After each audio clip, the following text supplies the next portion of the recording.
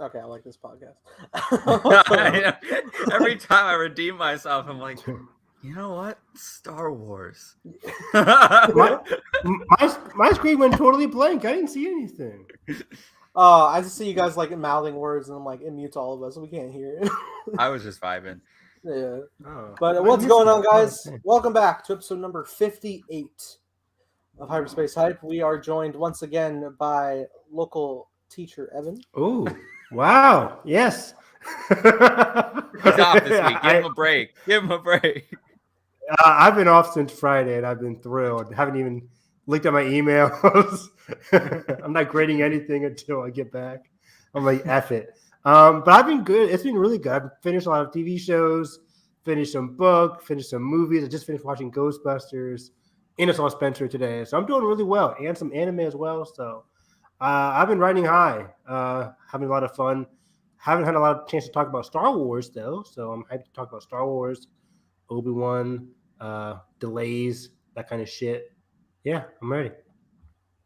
Also joining us, coffee addict weeb Carson. Nothing for me. And I haven't had Nice. coffee this entire week, partly because we forgot to get it at the grocery store, and partly because I didn't want to spend money because spending money like crazy on everything else this holiday season. But yeah, I got off of work earlier today, and I'm off till Monday now, which thank goodness. Super pumped to just eat. I have 2 Thanksgiving meals to go to on Thursday. I'm gonna pass out in a food coma and become the Baron Harkonnen himself. I'm gonna have to get some gravity suspensors because Lord help me. My food. My food, my turkey. Anywho, we got Star Wars. My to talk thanks. about. My food. So we got it's like weird. It's weird that we're like it got erased from my brain because the Disney Plus Day shenanigans, which we're gonna get into. But now and then I saw an article today of like everything you need to be caught up for the end of Phase 1 in the High Republic. I was like, you know, I read that go, too. Star Wars, you go. And then I was like, oh, if only Nathan could read this, but then he would just be spoiled from everything I've told him to read. Damn it. 3 hours to impact. 45 minutes to impact. It's so good. 90 minutes to It's cool. Yeah, it is cool. I'm not going to deny that. Star Wars. So What I happened? think we should start off with the elephant in the Disney Plus room, which is we got nothing from D23 or not D23. Let's correct that. Disney We got Plus a flurry of logos passing by in a end of thread. No. Come back. We got a sizzle reel that was just unfortunately leaked early, a day ahead. True. Indeed. And the concept art was so which cool. apparently I guess was just like on one of like apparently like the things that leaked for like Willow and Obi-Wan were like posted on a Disney adjacent channel too early or something, and then I'm assuming they had them unlisted and then someone hit the wrong button. Interns, the usual. And I will say, for the record, the Willow thing is still the best thing to come out of Disney Plus Day. I will watch Warwick Davis fool around in any circumstance, and it's hilarious. I don't care where he is.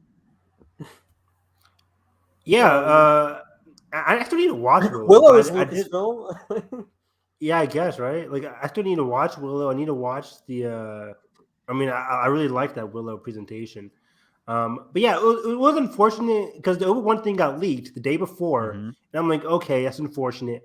But the day of, we're gonna get so many things anyway. So we were like, it's fun that this like cool sizzle leaked because we're gonna get probably a teaser, first look. Hey, let's go. And then right. We're like, we're all just up like 6 a.m., 9 a.m. just spending on our time. So we're just like scrolling through. Luckily, it was my day off, so I'm just sitting here. I Disney Plus Day was weird, man, because I like woke up. I fucking react to stuff. So I get up. And I'm like, all right. As the announcements come out, I'm like, all right, list to react to. All right, cool. A Baymax series. Let's go. 3 more hours go by. Nothing added to the list. And I'm just like, lifelong fan. Relax to the She-Hulk logo. I'm in this setup. I'm sitting here. I'm sitting here. I'm like, when did shit start? Do I have time to eat cereal? Like, what the? Like, and then time's going, and then finally Marvel stuff happens. It's like, cool. Oh fuck, I gotta go to Disney Plus. Fuck. All right, here we go. And then Star Wars happened, and it's like, Obi-Wan. Right. It was such a weird thread. I know we talked about it last time on My Cup of Tea, but yeah, just the whole presentation, man. Because like, I think DC fandom has kind of set the bar for how these things kind of go, and it's just all virtual, you know. Exactly. Yeah, I think. And so this was just scheduled tweets to me, honestly.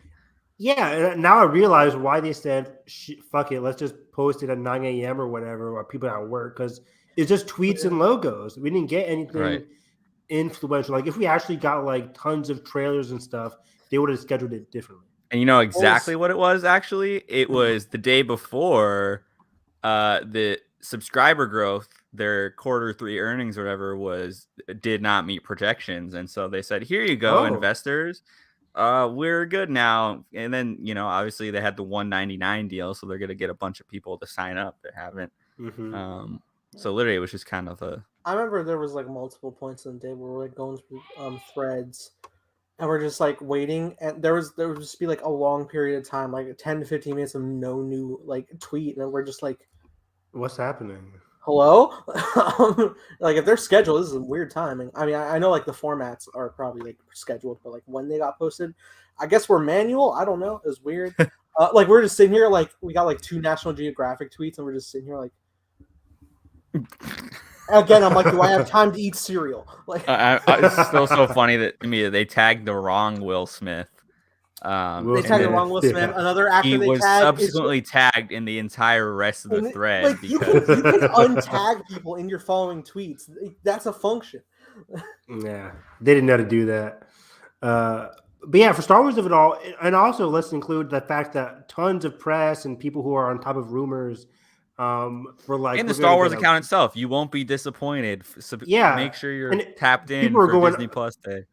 And people are going off on the people that got their rumors wrong. Like, I know Jordan from Cineflix said we'll get some stuff, and Star Wars Newsnet said we'll get some stuff. And they were wrong, of course, but it's just like, I also assumed we would get that stuff. I assumed we would get like a Boba Fett, a clip or something, or a Cassian Andor sizzle or something. I'm honestly shocked they didn't just like wait like 3 weeks to drop the Boba teaser there.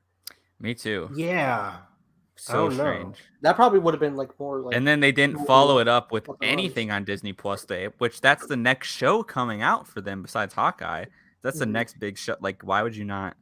Yeah, we still had a decent trailer. It came out like a month ago now at this point. Like, here's a short 30-second action scene from Book of Boba Fett. Boom. Robert Rodriguez going crazy. Whatever. But TV advertising is always so weird to me because I feel like people don't know that Book of Boba Fett is coming out, but I feel like they will by the time.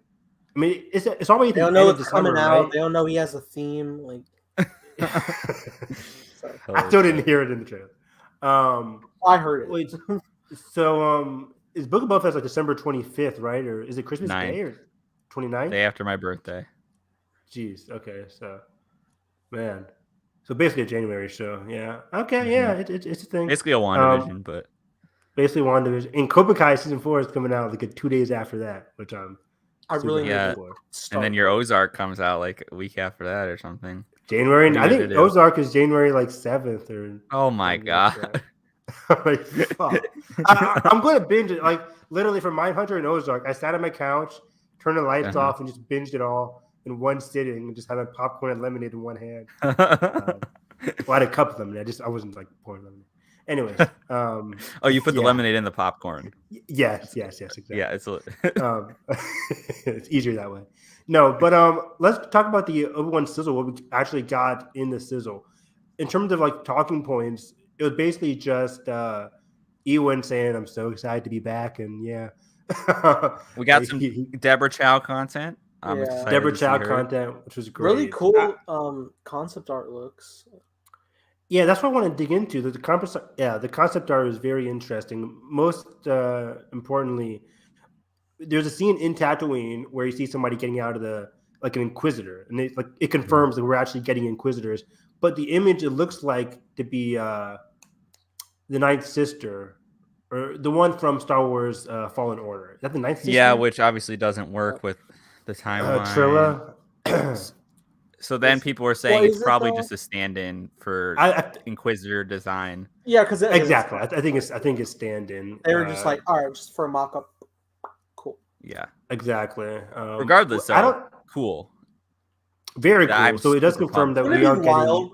Wouldn't it be wild if that actually just was like Fallen Order concept art? They were like, we don't have enough time to render that. Hey! It's just Cal Kestis in there. Cal is in the show? Wow, okay, cool. Yeah, they paint Cal with a beard and they're like, got it. Cal just comes to Tatooine and it's like, that works, okay, cool, it fits. It would fit actually. But yeah, I don't think we're going to see the Ninth Sister. She's already dead. But the fact that we are getting Inquisitors is kind of cool. This is already kind of confirmed. The only rumor that wasn't really confirmed here, what? Isn't Sung Kang supposed to be playing like the Inquisitor from Rebels? Yeah. That was the rumor. Who's the one from Rebels? Is that the fifth brother? Yeah, like the grayish, greenish face dude. Yeah, I always get the names and the numbers confused between a big old hat. Yeah, he's got like Rebels. Sharp teeth. Yeah. let's cast Sung Kang and make him unrecognizable. It pissed me off. Like it is the same thing with the Force Awakens with the Iko Uwais. I'm here for it though. Like if it's a cool alien character and like, I think it's gonna be good with that design. Hopefully, if he's playing that character. I want to talk about. So I got the vibe from everybody talking in this trailer that Obi-Wan is going to be pulled off planet. That Obi-Wan dies. Where are you going with that? No. Yeah, a lot of the concept art looks like we're seeing some Imperial facilities. I think I saw Coruscant in one of them. I think he's going sleuthing. It looks like Coruscant. It was like this underground, not underground. It was like a Nar Shaddaa type of like underbelly thing that people thought was Coruscant, but it could be anything really. Mm-hmm. But yeah, he is going off planet. It looks like, or at least one of the characters is going off planet in this, on the run, show. Maybe, or having to. I'm so excited for what that premise is because we've been speculating of like what makes him leave his, most grand duty at this present moment in Obi-Wan's arc. It's so crazy to me. Yeah, it has to be a good reason. It's got to be something that like threatens Luke. Yeah. I don't know. It's either like Luke or Obi-Wan's like location being known, something like that. One of us, I think Carson, I think you had the theory of like maybe at some point like a scout, Imperial scout or something like gets wind that Obi-Wan's there and he has to fucking like track it down to stop the info from flowing out. Which is like a race against the clock, which sounds super cool to me for this kind of like show, and then have him get caught up in the trauma of it all. Obviously, as it gets closer and closer to the core, which obviously is going to be Anakin in the show, Darth Vader. So that was interesting to me, seeing the concept art of them fighting. Right? What did you guys think about that? That was very interesting. Of course, again, it's concept art. So the image showed like Darth Vader fighting old Obi-Wan on Mustafar or somewhere with a lot of fire and lava, which again is concept art. I don't think that's actually going to happen. I mean, it could. Vader. A lot of Vader's scenes are going to be on Mustafar at his castle.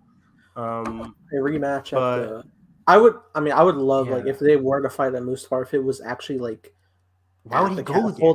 That's cool. I don't know. But like, if for some reason you end up there, like a fight within the castle, like we had that shot in Rogue One with Vader and Krennic, just like overlooking. Like, I exactly know what you're talking about. That's literally what they're saying. I was like, it's a fucking battle arena from a fucking dude. Yeah, and then you can see the horizon in the background. It's a tournament fighter. I was like, that'd be dope. I would like it like in terms of setting, it would look cool, but in terms of thematically, like I'm nervous, Bob. I'm nervous.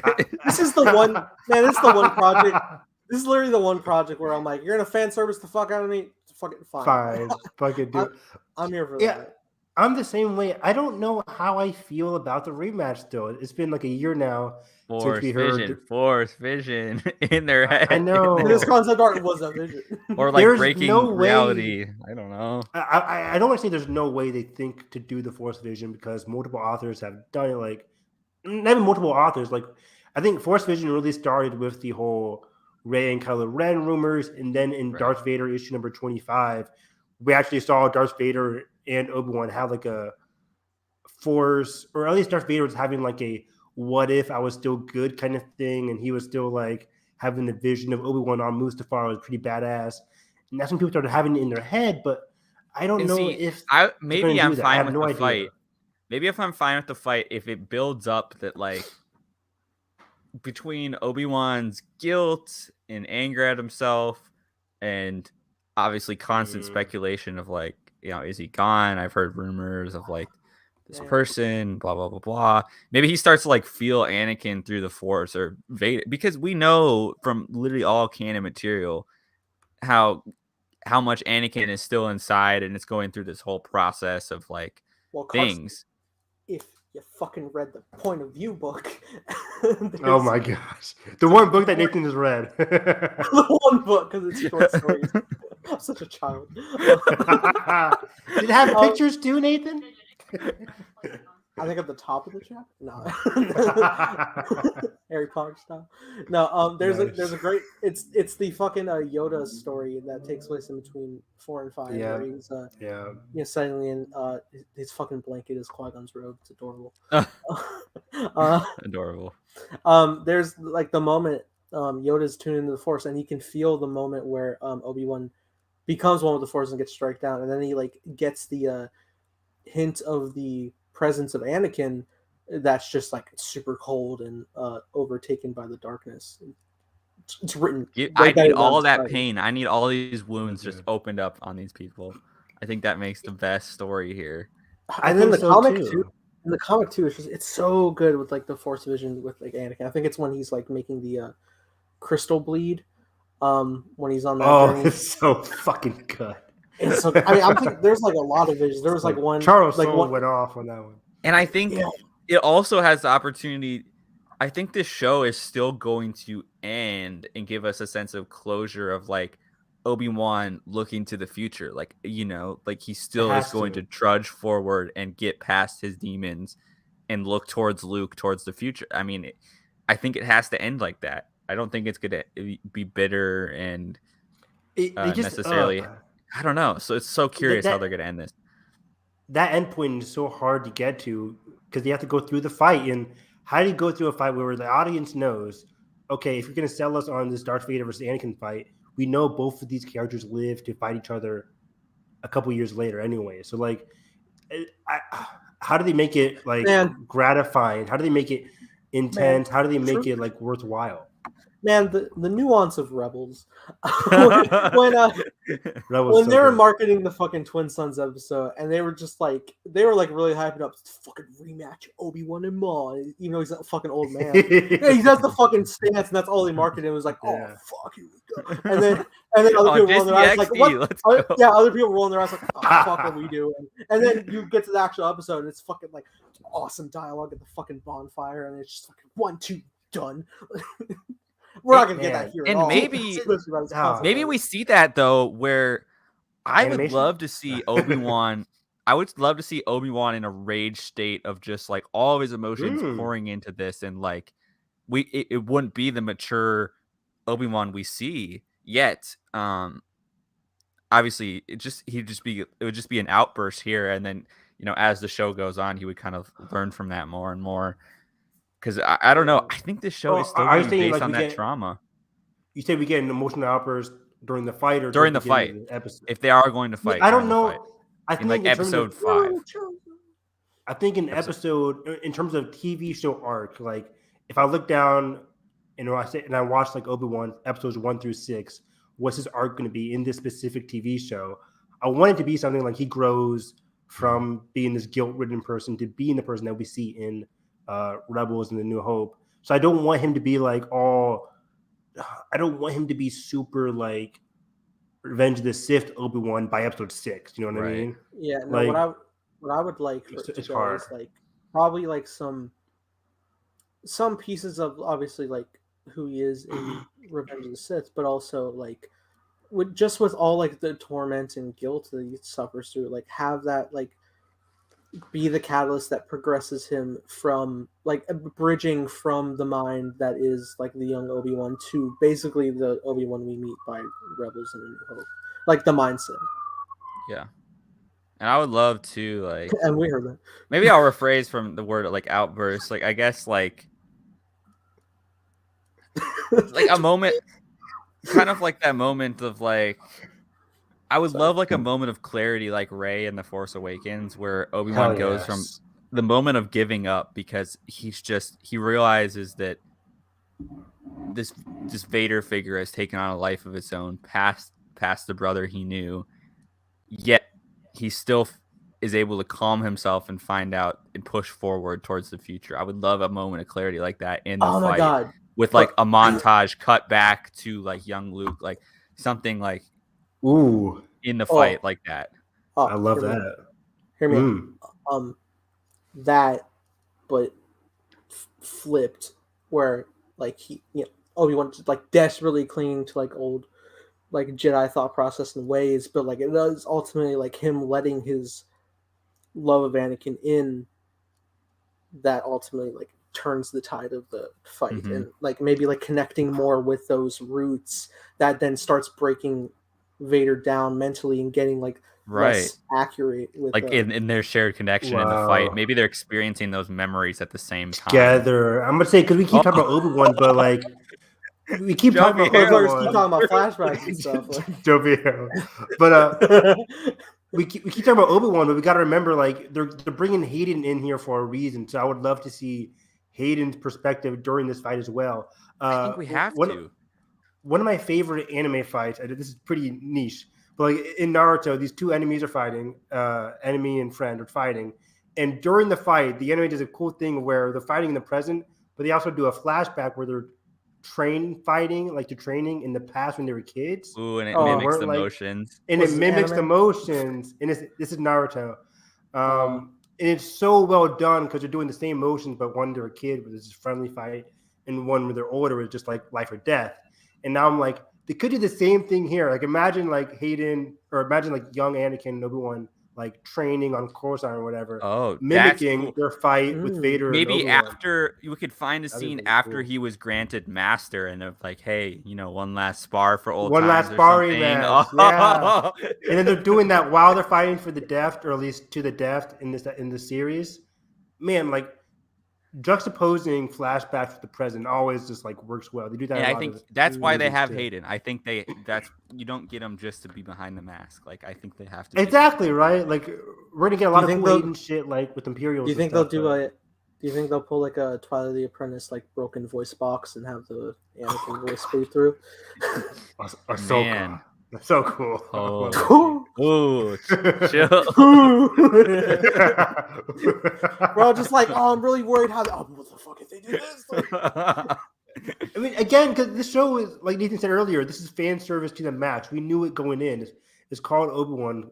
We know how much fan service the show's going to have, but I also still want it to be written well. Like I still want it to be a well-written and necessary show. I don't want it to be just which makes it such a contradiction because I think the period for this story is honestly most ripe for a complex story, yet the hype and everything behind getting the show made of like fans kind of like, is the Obi-Wan show coming out yet, has like surpassed that in a way. And I think hopefully by the time the show's airs, we'll kind of go back to like, oh, this is why we wanted this story in the first place.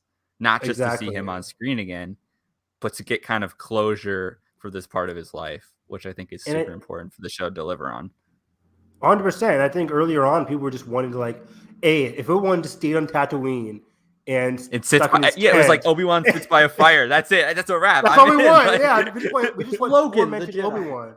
Exactly. Like we just want a tormented Logan-esque, Western-esque show. But then, which is still great, but like the show itself has been marketed ever since last year as rematch of the century. Hayden's back.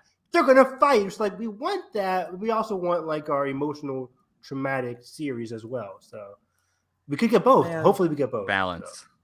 Man, Balance, life doesn't feel real. It's like I remember like circa 2013 when I got my first laptop, and I'm just like I'm just motherfucker. I'm just 2013. What the fuck?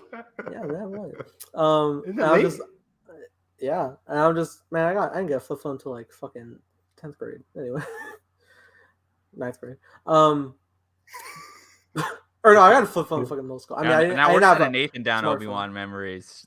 Oh yeah, no, but like it's circa 2013. What's I'm that? cruising fucking Facebook back when everyone used it, and I'm just like looking at fucking fan art posters like a fucking Boba Fett movie or Obi-Wan movie, and it's like, oh, wouldn't that be the dream? And then here the fuck we are on Disney Plus, and it's like this is fucking life. Not only that, dude.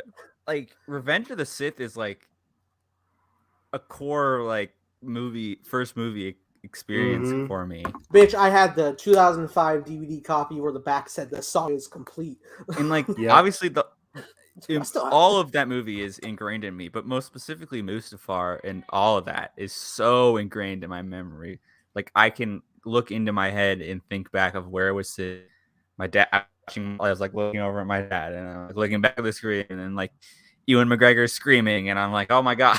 Like sensory overload at the ripe age of 7, and then here I am like so many years later to see them back. Like I remember it's nuts. I remember being a dumbass child who couldn't follow a plot, and I was sitting in the theater with my dad, and like we're just watching Revenge of the Sith because it was the second time watching. It was my first time, and I'm just sitting in the theater. I was like, very much periodically, I just like I was like, hey, where's Darth Vader? And it keeps going, and then it happens, and I'm like, I have seen episode 5. It's still. I only seen 5. Ironically, of the original 6, A New Hope was the last film I ever watched first. Whoa! I didn't know you did that. You did 5. So fucking weird. I was like, who the fuck raised me? Wasn't me. Shaggy. Yeah, man, it was just like it was wild. I like went home, told my mom, I was like, did you know Anakin's Vader? I was fucking mixing up my Skywalker. Nice. Oh, wild times. Buying toys. The best toys of any movie was Revenge of the Sith, I think. I don't remember those toys. It was an era. There was a lot of toys, man. There was a lot of stuff. Good stuff. But yeah, I guess in other TV, I'll try and stick to TV right now. Andor got to slightly. We kind of got a sense of where these shows are coming out now. So Obi-Wan seems to be coming out now in the spring. I think that's what it said. Andor is the end of summer / early fall time, which makes it around like August, September-ish. Which again lines up with what we were thinking, right? Nathan and Carson, right? Like in terms of I think I had Andor and Obi-Wan flipped, but I think this still makes sense because Boba is gonna run through, February, right? And then I honestly think that if Obi-Wan is like a spring summer show, maybe since it's only 6 episodes, I could see it premiering on May 4th. I still think, and there was a couple rumors before that. No. And then maybe they would show an episode at Celebration, like an early episode, like maybe it's like episode. So I'm wondering how they time that with Celebration, if in fact something is airing during that time. I keep forgetting Celebration at the end of May. Oh, because then. Is Andor the big trailer there, or if Obi-Wan's already airing? So I don't know. Oh man, I keep forgetting. Obi-Wan panel at Celebration that is like, all right, and then they were like, "Hey, you guys want to watch the finale early?" Oh shit! That would be crazy. That would never happen. But no, because then all the fans would be like, "Oh shit!" And that would be like, "Fucking spoilers." The Celebration being the end of May, I think actually Obi-Wan could come out just at the end of May. I guess towards like a week. At Celebration, because then June and July, the show's over by anyways, and then right. 1 month break, and then you get Andor. In all fairness, when does Bad Batch come out? Do you think? Oh, jeez. I mean, when or do you think it's 2022? I think so too. I mean, I don't see why not. Maybe it's in between Cassian and Mandalorian season 3. I don't know. It's definitely fair if Obi-Wan comes out like at the end of May, because like a lot of basically like the OG 6 Star Wars movies, like they all released like in May, like around like George's birthday. It wasn't specifically May the 4th. So right. Oh yeah. I agree, because it would be special if we all saw the first episode. And like, cause think this is the first celebration since 2019. Yeah, I think I think you guys are right. I think it's gonna air the first episode. We'll get. That's what I wonder if Friday, May 26th or something. It would be so funny. Remember the Wednesdays now. I'm just, God damn it. No, not for Star Wars. I thought Star Wars was also going to be Wednesdays. Book of Boba Fett's Wednesdays, isn't it? Yeah. Isn't the 29th a Wednesday? Let's look. Yeah, it is. I'm always right. Okay, there we go. But I mean, they could change this, because think about this. What did they do? Oh, in terms of like the Marvel and Star Wars of it all? Just the release for specifically Obi-Wan. So Friday, which is typically the big day for panels, right? Because Thursday will be the first day. Yeah. Friday, they could show or maybe Thursday they show the first episode of Obi-Wan, and then it comes out that night. Like typical, like 2 a.m. and then it's. What's the Wednesday after Celebration? It could come out the Wednesday after Celebration, June 1st, and we get a preview, first episode, that Friday at Celebration. It could work like 27th. Yeah, that could work. How messed up would it be if, just like you're at an Obi-Wan panel and like you have like all the cast and everybody like, all right, just a special treat for you guys. We're gonna screen the first episode. Everybody's like, whoa! And then there's some people in the audience like, fuck, I just paid for a meet and greet in an hour. Fuck. But I can't leave. Like, they're like the lights go down. They have like the tiniest like glow in their phone. Like, I'm sorry. Can I refund on Repop? Fuck. I'm supposed to be seeing John Boyega. They're like scalping live. Like, anyone want Damn. I think definitely Celebration's all going to be about Andor, Disney Plus stuff, Kenobi, hopefully some Acolyte, definitely some Ahsoka stuff. Oh shit! Are we even gonna have a movie panel? I just thought about this. It'd be so depressing if there's no movie panel. At this point, let's jump into the movies actually. or lack thereof. Because movies is a hot mess right now. Mm-hmm. At least that's what it looks like right now, and it's depressing. It's also, I don't know how to phrase it. It's depressing, concerning, but also we have so much TV. We have the higher public in the meantime that I'm not overly upset about this, but I do miss Star Wars. For me, has always been in the movie theater, and I want to see a Star Wars movie in the theater for once. And all these delays just keeps it's just bad. I want to be with fans in IMAX, and I want speakers turned all the way up, and I want to hear.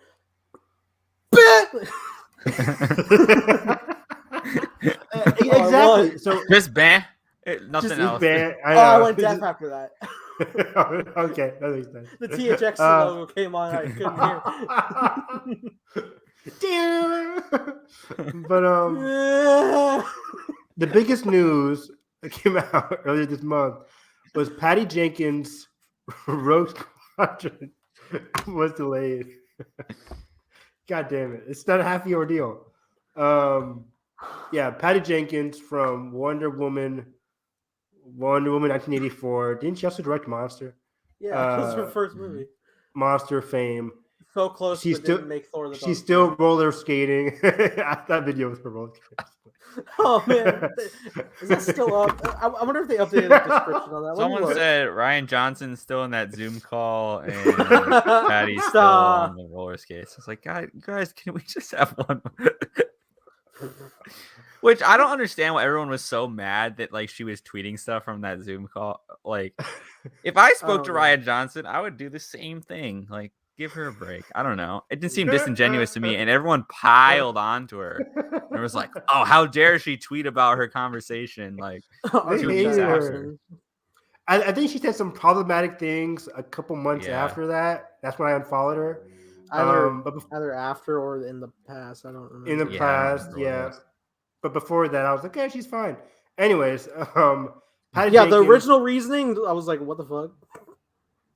Oh yeah, Patty Jenkins' Rogue Squadron film is delayed. So there was a lot of things. So before this, there were rumors from Star Wars scoopers and like a week prior to the announcement of it being delayed that there was going to be an Old Republic movie. And there was a tweet that came out saying, there's a movie coming out or a movie in development next year that's not Rogue Squadron. And people got confused. Even I got confused. There was a movie filming that wasn't Rogue Squadron. Movie filming, that's not going to be Rogue Squadron. I'm like, okay, that wouldn't make sense because Rogue Squadron is the one coming out in 2023. Why would that not be filming in 2022? Fast forward to that Friday a couple weeks ago, and Rogue Squadron is delayed because of script issues. There's a lot of different things here. In the article, the original article, it said scheduling issues. Patty Jenkins is going to fulfill her other commitments, a la basically inferring Wonder Woman 3. And then she hopes to get back to this. But then some insiders looked into it, and it was presumed that they couldn't agree on the script, and it kind of fell out due to creative differences for now. And so they weren't Carson, able to... Can you go into that? Because this this all came out like from this guy that you get a newsletter from. Yeah. He's Matt the one Baloney. That a lot of. Did Star Wars never upload the? Is his name Baloney? Video? Yeah, Matt Bell. I know, not Baloney, like Belloni. Bello. I think it's I don't think Star Wars ever uploaded that sizzle for Patty's announcement. I think they did. They did. IGN did, but like I think because it was their fucking Investor Day stream. So. Oh, gotcha. Like because I'm hearing they got like the Andor sizzle, the Mando season 2, and Bad Batch, but that's it. Dang. Well, anyways, so he tweeted this out, and a lot of sources started to pile on from his newsletter talking about like the Rian Johnson of it all, the Patty Jenkins of it all. So what do you think in terms of this Patty Jenkins reason? Let's just start off with that. Yeah, so I think, well, ever since the sequel announcement for Wonder Woman 3, I mean, it was that was right around the time Investor Day, and then we were always wondering, what was going to happen first. And then I think the other week there was a picture of Patty, Gal, and the original Linda Carter in public together, like discussing something over coffee. I mean, they could just be, they're friends, but people were like, oh, is Wonder Woman 3 like moving faster than we thought, yada yada yada. And then this article came out saying the scheduling thing, and it was Patty Jenkins will circle back to it when she fulfills the other commitments, was the wording that Hollywood Reporter used. Well, and then, let's stop right there real quick. Scheduling has to be completely bullshit. It has to be. It's when you're doing a big pre-production like Star Wars or even Wonder Woman, studios, when they hire you, they know what you got in the can. They hire Patty Jenkins knowing she did Wonder Woman, knowing she might do a third Wonder Woman. So It's not like you set a release date for December 2023 and be like, I hope you can squeeze this in. We'll find out in a couple of years. No. Like they knew when things were going to happen. We figured, okay, Rogue Squadron has to be the one getting up there first because it has a firm release date. Wonder Woman 3 has nothing. So it'll just be after that. Same thing would happen with James Gunn and Suicide Squad and Guardians, like back to back. Is it possible? Is it possible that it's a pandemic effect with like availability? No way. I don't think so, because 0% chance. And this newsletter came out. We live in a world where they're like, fucking, hey, Henry, we need you to film more Superman stuff, and Paramount's like, you ain't shaving that fucking mustache. Like, it's a weird world, man. It is a weird, wild with world, conflicting studios. Anyways, in terms of Disney, it's not super surprising. So yeah, continue what you were saying there. Yeah. So then this newsletter comes out from this insider. He used to be one of the directors at or head like executives at Hollywood Reporter, so like he knows people. He's also an entertainment lawyer, so he kind of like knows like that sphere of like deals and all that kind of stuff. And so he looked into it, and apparently, because they had hired that writer, I can't remember his name from Love and Monsters and something else. Yeah, Michael something, I think. Yeah, and so that was a while back, and now there's a script obviously being passed around, and I guess they couldn't agree on a script. And it was interesting to me because he dropped the name Michelle Rejwan in there, who's one of the story group who I liked a lot producers. And so that struck me like it's kind of crazy that they couldn't agree on the script, and then just kind of sizzled out for now, which is because Michelle Rejwan was a J.J. Abrams person. She came from, I think she came from Bad Robot or something like that, because she worked on The Force Awakens. She worked on and then Kathy promoted her, I think. Yeah, like she worked on The Force Awakens, Rise of Skywalker, then got promoted to being in charge of like the upcoming live action Star Wars films. Yeah. Slate. And we're like, okay, cool. She has good credentials. Let's see what she can do. But now she's getting into issues. I guess her and Kathy are getting issues with the script of Rogue Squadron with Patty, and maybe so. I wonder, does the order of events work where they're having issues with the script and then they hire this guy, Michael or whatever, from the Monsters to tighten it up or do a... See, I don't know. I don't even know if they had a script originally just from Patty, though. So I think they were co-writing together, and then maybe... Good point. I think you're right. You're right. Because I think Patty even said herself, like, I have a great co-writer. Yeah, I think that was the vibe of things. And so it's so weird to me that... You know what you're getting when you hire these people, Star Wars. This is the most annoying thing. Yeah, sorry, continue. So, and then it's just like baffling to me of like, okay, you hire Phil Lord and Chris Miller, and they make a comedic solo movie, and then they're like, oh, why did you do that? Like, it's like that's their style. Like and so. It's so interesting to me, especially because this was presumed to be post Rise of Skywalker, right? At least loosely set on a timeline, where kind of the door's wide open.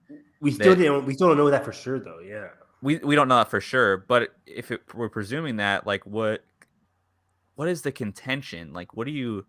I mean, of course, there's characters and story points and redemptions and all sorts of stuff in Star Wars to argue about, but it's just like, especially because the premise sounds so cool. Like her dad was a fighter pilot or something, and it sounded like it would Patty's dad. Patty's dad. So it sounded like she had this inspiration that it'd be like this team. Is that at least what it sounds to me, like this squadron, and you kind of get like that camaraderie. So the pitch seems there, and so I'm just wondering. He was roller skating. We want to be the fly on the wall. Where's the documentary? Let me go off here because I'm very confused. I'm with Carson here. I don't understand how Lucasfilm, Kathleen Kennedy, is having these issues with maybe not just Kathy, maybe it's somebody else. But you're hiring these directors, and then like a year later, you're having issues. Like what happens in that year time span between when you're pitching and then when you're starting production? Like you had her roller skating, get this awesome, crazy video talking about her past. And then we talk about writing, and then something happens. It's just like you get a difference of creative ideas. This film was freaking called Rogue Squadron. How hard is it? I don't want to say how hard, because every movie you're making is hard, but I'm just like, I'm sure Star Wars got plenty of action. Like, yeah. And granted, the story, I don't really understand who were the enemies going to be in a post-Tross world. That doesn't really make any sense. That was kind of the Nile. They're back. I was willing to go on board with it because it's an original tale. It's not based off of anything that we know. So that was very exciting. I didn't know who's going to live or die. Even contrary to Rogue One, where I'm like, these people are probably going to die. But in Rogue Squadron, I have no idea what's going to happen. And granted, I was kind of annoyed. Like, oh, great, we're getting another fighter pilot thing in the same vein as Rogue One. But it would be all that. Maybe that was the contention. Maybe that Patty wanted to do an all original pitch that was obviously kind of set in its own little thing, obviously still loosely in the timeline.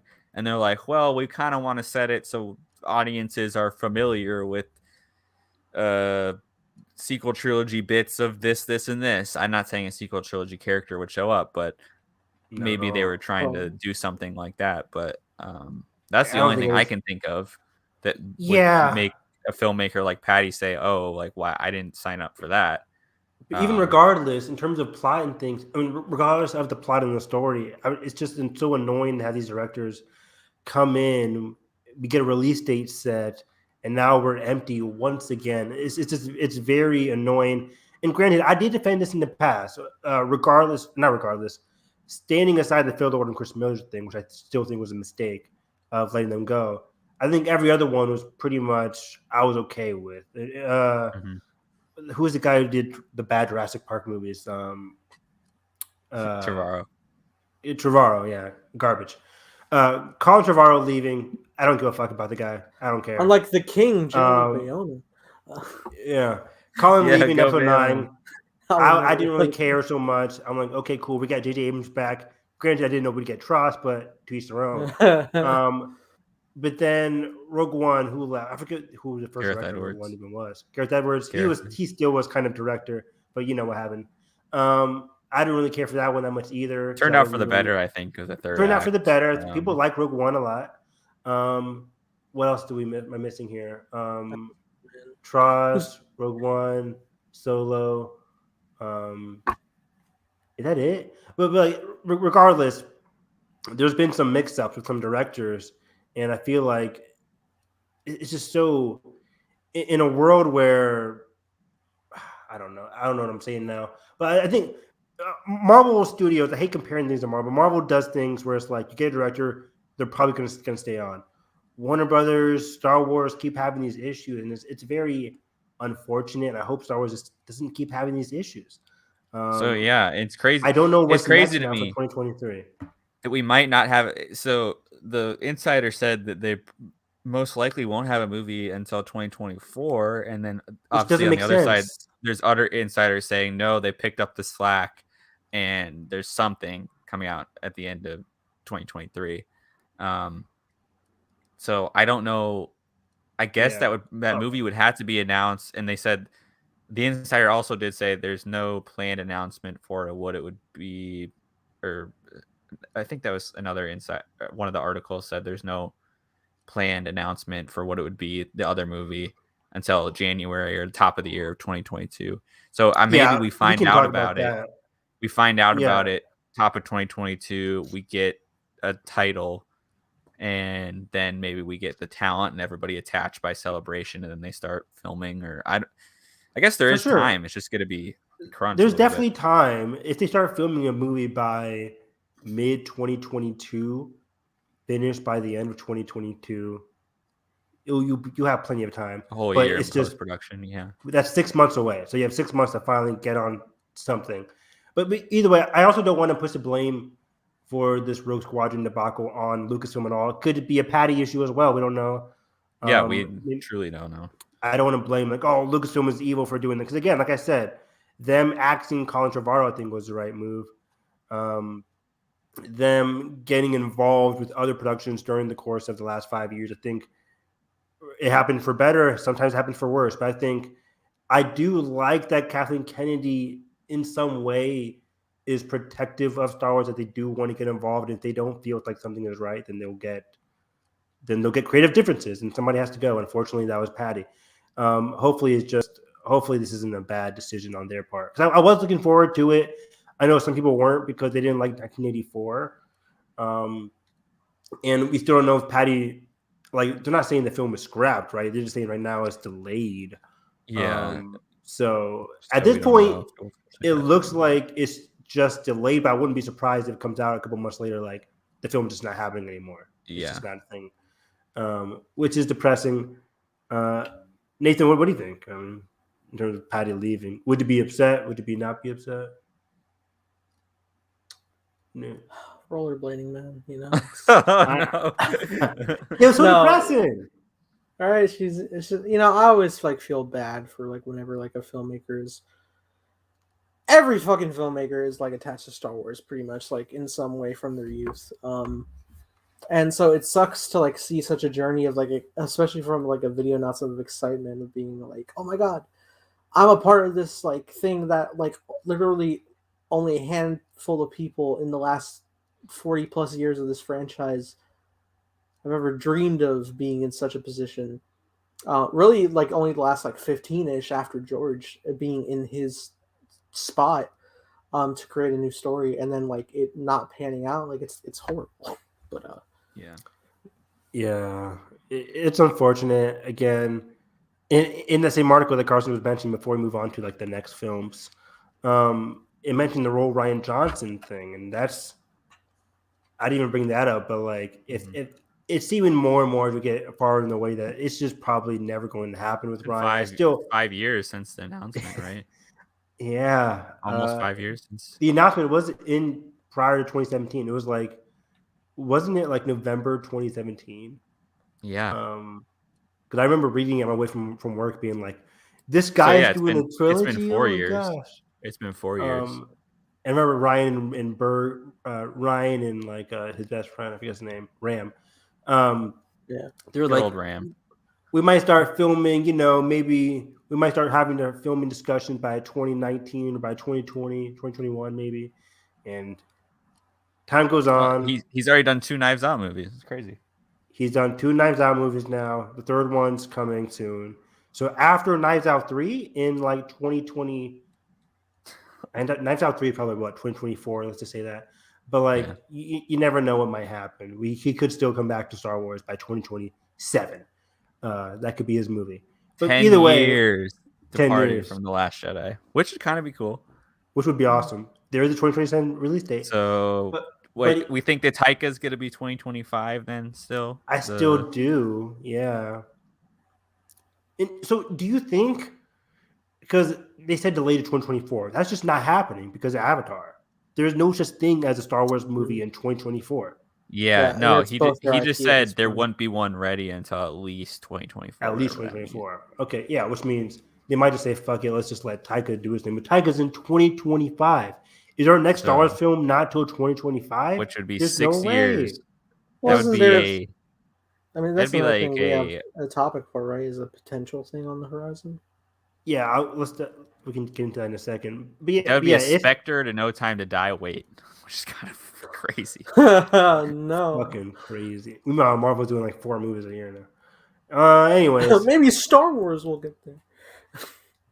So I got the article from my boy Stinalinks, Jordan Mason. What time period will the next Star Wars film take place? With Rogue Squadron being delayed, things in the Star Wars universe are once again shaken up. But people online have heard, this includes Star Wars Newsnet, Stinalinks themselves, and other people, that the upcoming Star Wars film could be a Knights of the Old Republic era film set to take the 2023 release date. Let me see here. Contracts have been signed and space allotted for cameras to roll on the film in Pinewood early next year is possible. Which is crazy to me. There's little chance that Lucasfilm wasn't already aware of a delay at this point, so it seems pretty clear they're hellbound and determined to have a film filmed by early next year, spring-ish, to launch in December 2023. Yeah, and I guess that makes sense that, like, obviously they always have projects rolling and some are farther along than others. Yeah, but that many projects... For movies, it's interesting that something can move that fast out of development, And it's weird, because I don't want to say, like... But we've never heard of it, because we're just commoners here, but it's like... It feels like all of a sudden it's so crazy to me that there's easily an entire film production that's able to be filmed in the next couple of months. Like I said, like in the next 6 months, they could get rolling on a new film for 2023. That means the script has to have been basically finished. Production sites have to be done. Pinewood contracts are already set in place. Actors, set contract, like all that stuff has to already been in place for a movie that wasn't even announced yet until this month, or rumored yet until this month. This month, not even announced. Yeah, not even announced. And it's not like it could be a thing where they like took the assets from Rogue Squadron and it's just like, all right, this new thing, go. Because again, you have to like make so much stuff from scratch, like in every department. Yeah, I'm so curious.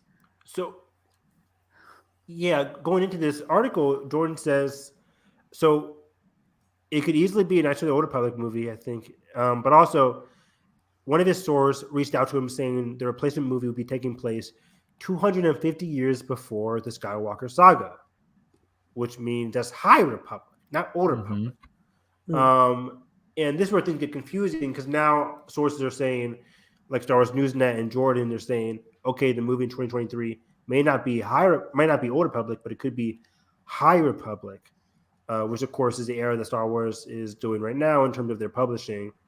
Which it could very well be. I mean, if I think about it, if we have the Acolyte, right? We have the Acolyte, we have a High Republic in publishing, and then we'd have a movie. You'd have 3 different mediums of tie-in together, kind of a synergy between them. But I don't know what the story what they want to tell yet is, depending on how this whole everything happens. Would you use characters from the publishing narrative? Would you just do a new thing? Would you tie it into the Acolyte loosely? That's the crazy thing. What is the lore between those 3? Crazy to me that they can move on. Maybe they've been working on always wanting to do a High Republic movie at the end of this narrative. Oh man, that would be crazy because it's so funny because at the beginning of this narrative, it was that High Republic isn't going to have anything to do with the movies and TV. This is a strictly publishing endeavor. But now it looks like we could get High Republic content, and I would, as a fan of like everything, I'm reading everything High Republic related I can get my hands on right now, and I would love it to be High Republic. I would actually prefer High Republic to the Old Republic, which a lot of fans would disagree with because, a lot of fans, even our best friends like Wolf, he grew up on Knights of the Old Republic. It's one of the most famous, not just Star Wars games of all time, it's one of the most famous games of all time in Knights of the Old Republic and Knights of the Old Republic 2. So I think I would much rather this be High Republic for 2023, but I think it would be easier for storytelling for it to just be Knights of the Old Republic, which takes place thousands of years before High Republic, because Knights, nobody has written anything about that, at least in canon, and there's literally thousands of years of free space. Getting into the High Republic, there's hundreds of years of space you can get into because the High Republic we've just been talking about with the Nile and everything. We started like halfway through the High Republic, right, Carson? So like, yeah, I think even like 3/4 of the way through, technically from the era. In terms of the era, yeah. So, and even when this publishing thing ends, that's still a couple hundreds of years before the Phantom Menace starts. So like, I don't get how it's going to end. I don't get how it's going to. Yeah, I don't get how it's going to end, like in terms of High Republic and all. But the movie could take place after this entire publishing thing. Like, but what does that do for villains? Like, if Markion's dead, is Markion going to die at the end of all this? Is the Nile still going to be a thing at the end of all this?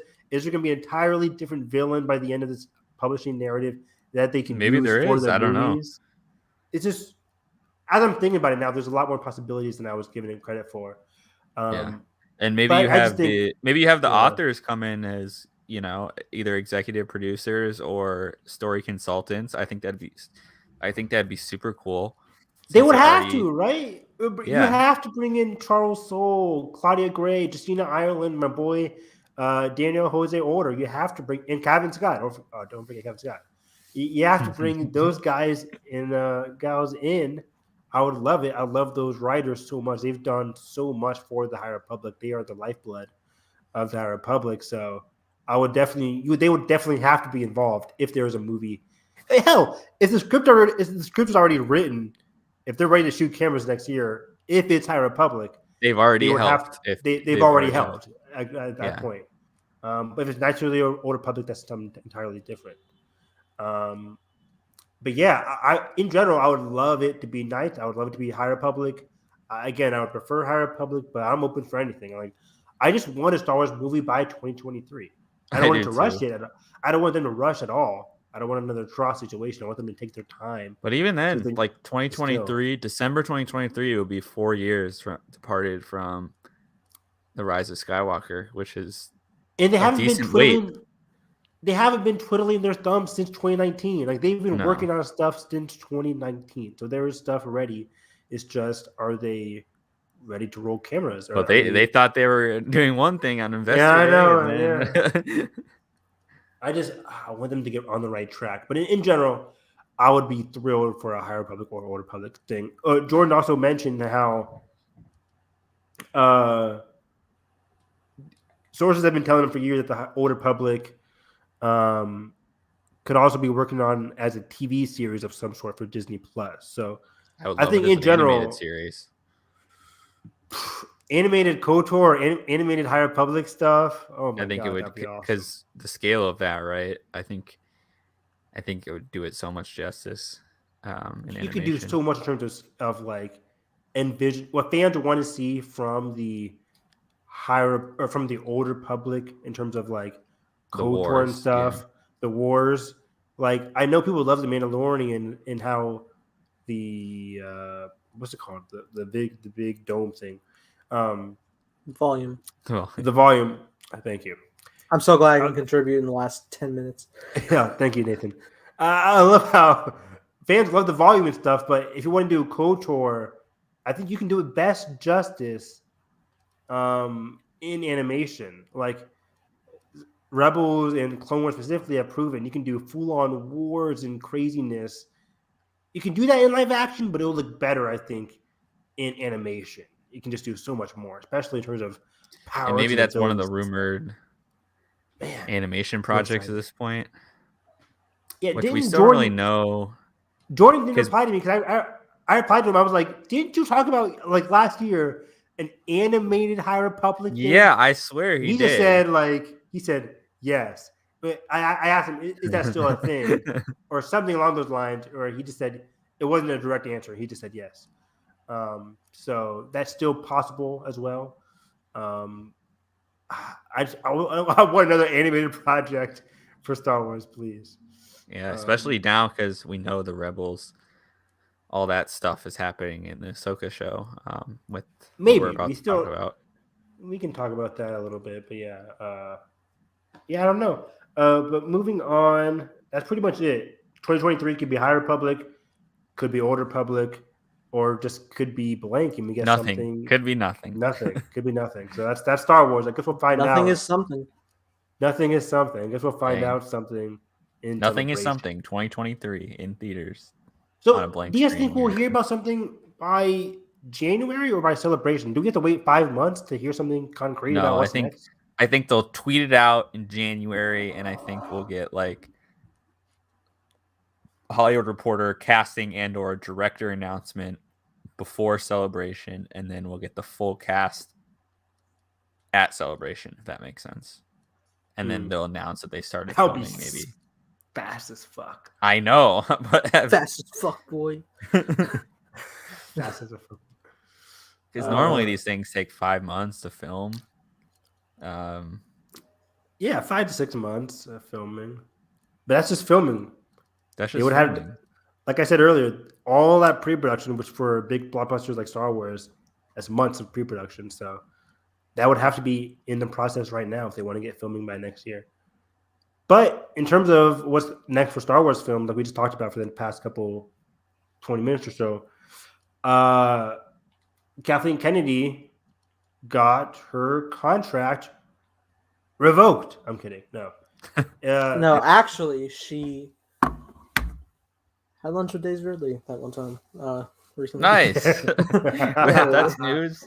That is news. Especially because there was like more breaking stuff of like potential further projects in the sequel trilogy characters. Let's play that in a little bit. But also, yes, contract. Yeah, let's do the contract first. And her husband Frank Marshall retweeting people being that like, was really good. It's like, but I heard from fucking Angry Dude 27 that she was falling out of favor with Lucasfilm and was on her way out the door. Wait, Frank Marshall was retweeting that? I missed Retweeted it. that. Yeah. Her Oh husband. wow! Yeah, Retweeted That's really funny. awesome. It's so That's good. how She did I can't miss fucking that? That's say hilarious. shit. But Not he at all. Yeah, go on his She's like, Twitter retweet right this, now. boy. Go on his Twitter. Frank, It's pretty funny. That's hilarious. Kathleen That's so Kennedy cute. and Frank Marshall, the executive producers of E.T. the Extraterrestrial. Never heard of that movie. That's a movie with Tom Cruise. Tom Cruise is E.T. War of the Worlds. That's Spielberg. Holy shit. It's on the commentary list. It's a good But movie. when I first heard this, I thought it was old news because I was like, wait, didn't she just have 3 more years? And I was like, oh my God, it's been 3 years. And so I started having a crisis because I'm like, I graduated college and I thought she just renewed her contract, but now I've actually graduated college. It's stuff like just tonight, just for like the fun of it, because I had a DoorDash driver named Batman, and then like he canceled on me, and I was like looking for that fucking Titans meme. I was like, "Fuck Batman!" from the first trailer for season 1, and I went to go look it up, and like the news reports on it were from 2018. I was like, "What the fuck?" That joke's that old. Yeah, they're on like season 5 of that show. It just keeps 4. Well, they're on 3 right now, but they have Okay. renewed for 4. They just keep making it. I'm like, who watches this still? High top. He hate watches it. Yeah, he hate watches it. He wants it to be better. He's making it's his the own number fucking, one. he's making his own film. Number one, Is that on like Max one of now? those. Yeah, it's like the number one, not original HBO Max show, but it's like it's up there in terms of views on HBO Max. It's up I there. hear Doom Patrol's really good. I want to watch Yeah, I Doom heard Patrol so. actually. With your boy Brendan Fraser. Of course. He's everybody's boy. Everybody should love him. He's the best. But contract. Thrilled, happy, not excited, not happy. People are pissed. People are in opposite arms. People are pitchforks. Piss forks? They're Pitchforks. literally Pitch. pitchforks. I think it's business as usual. I think the people that dislike what she's done with the movies and then praise the TV shows and say she's not part of that are hypocrites. Nah. I think the people that say Dave Filoni should just take over don't understand her job and what it takes to actually run a business. But the real John and Dave are carrying Star Wars, guys. But, John and Dave but the real question, where's Brie Larson fit in all this? Oh, the internet would love it. Love it. So, my favorite Mike Zarrow clickbait title. Brie That Larson man is still going. Brie Larson has betrayed George Lucas. I'm like, what the fuck? What does that even mean? No involvement. My girl had one audition for Rogue One, didn't get it, and that was She held a lightsaber at the Disney parks, and the internet went crazy. Glenn is saying. But I think, like Carson said, I think she's done a lot in terms of the TV side of it all, getting that started. People like to say John and Dave are carrying Star Wars just because they like the story of one show called The Mandalorian. Right. which we are very indifferent on. To be fair, yeah, which is fine. That Kathy's equally responsible for the success of those shows, I would say. So, and I agree. And it's crazy how much people love what John and Dave are doing, so they think they're saving Star Wars. But it's a show that's been out for 2 years, and I think Kathy has had a lot of importance in getting that show started to where it is today as well. But I think in terms of the contract of it all, this makes sense because a couple of years ago, back in when she got her initial contract, initial renewal, she said she wanted to stay on in order to usher in the new era of Star Wars films post the sequel trilogy. She said this at a time when we were going to get the Dan and Dave movies, the Ryan trilogy. Remember all that shit? That's not happening anymore. Don't give me a hope. yeah. And keep in mind, too, that she's also ushering in a swan song for Indiana Jones. They're doing a Willow series. Yeah. They're doing another book project that Lucasfilm acquired the rights to. I can't remember. Oh, the African book. That we wanted Rick Famuyiwa to direct. Children of Bone, Ashes and Bone. Ashes. It sounds familiar. So my it's Amazon not just cart. Star Wars. She's laying the groundwork or expanding Lucasfilm to all those areas. And Exactly. like I said back in 2019, I also think she's Mhm. probably, I just looked up her age. She's 68. She's probably starting to think, what's her legacy in terms of how do I leave Star Wars? Of course, that's got to be on her mind because it's probably exhausting to usher in all this stuff every single day, day in, day out. And so she's probably wondering, what's the big film going to be for me that kind of leaves my legacy, or how do I want to leave these stories? And so it's an interesting debate of like, okay, is like the Mandalorian kind of that legacy of those different stories she wants to tell? Look, man, Is the Skywalker saga where she wanted to leave it, or where do we go next? And so I think she probably wants to answer that a little bit before she leaves. Look, man, she already did me proud with everything she did Here we with go. Spielberg. Yeah, and people forget she's a legendary producer. Literally, like all these fucking all-time classics, Jurassic Park, fucking E.T. Yeah. But I think Carson's story. There's a ton more. Indiana Jones. But yes. I think it's late. In the current landscape of it all, in terms of her mindset, I think Carson's right. I think she does want to leave on a good note.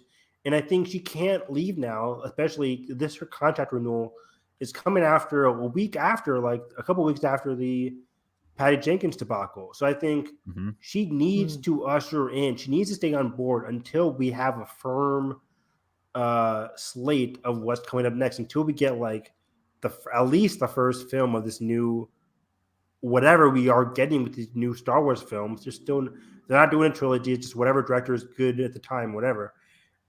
As soon as that's locked in, as soon as like the High Republic publishing stuff is locked in, as soon as the TV stuff is locked in, then she can gracefully do a transition of power that's comfortable for the person that's following her, whoever that's going to be.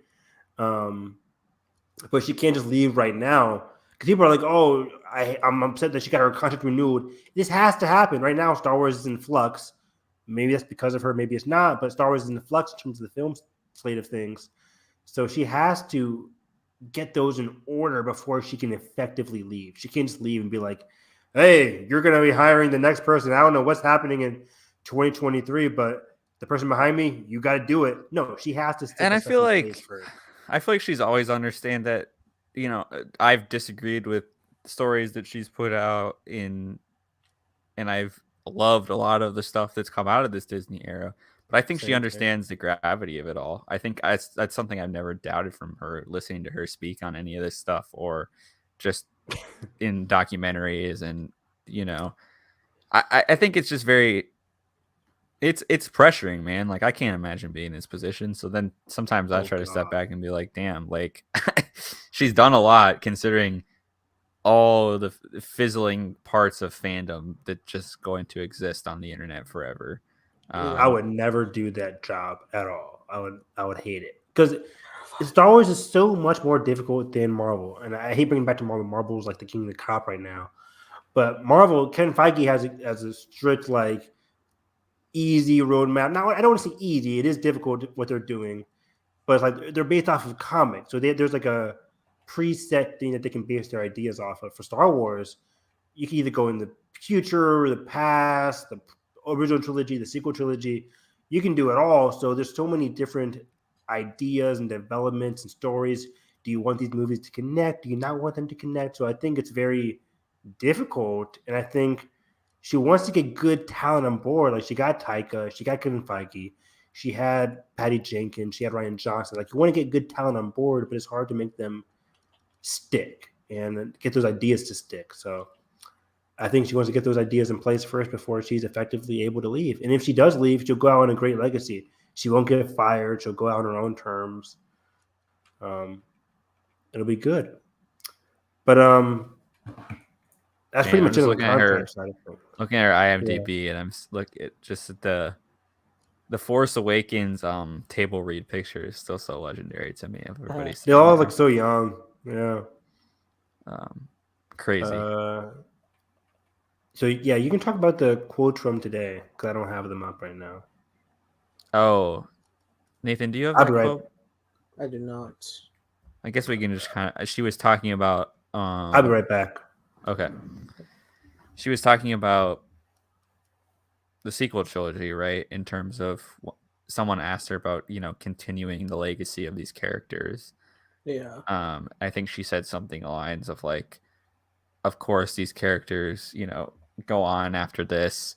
There's been creative discussions and, obviously there's interest to continue these characters down the line. Yeah. Which obviously she kept it vague as a person who obviously knows more than we do about what's actually in development. Yeah. But what do you want to see these characters back in live action, in a Disney Plus show, in a movie? How do you feel about these people potentially coming back as, sooner than later? Yeah, be good. Ben Solo. Oh shit. Yeah, man. I want. No, I want a lot of stuff.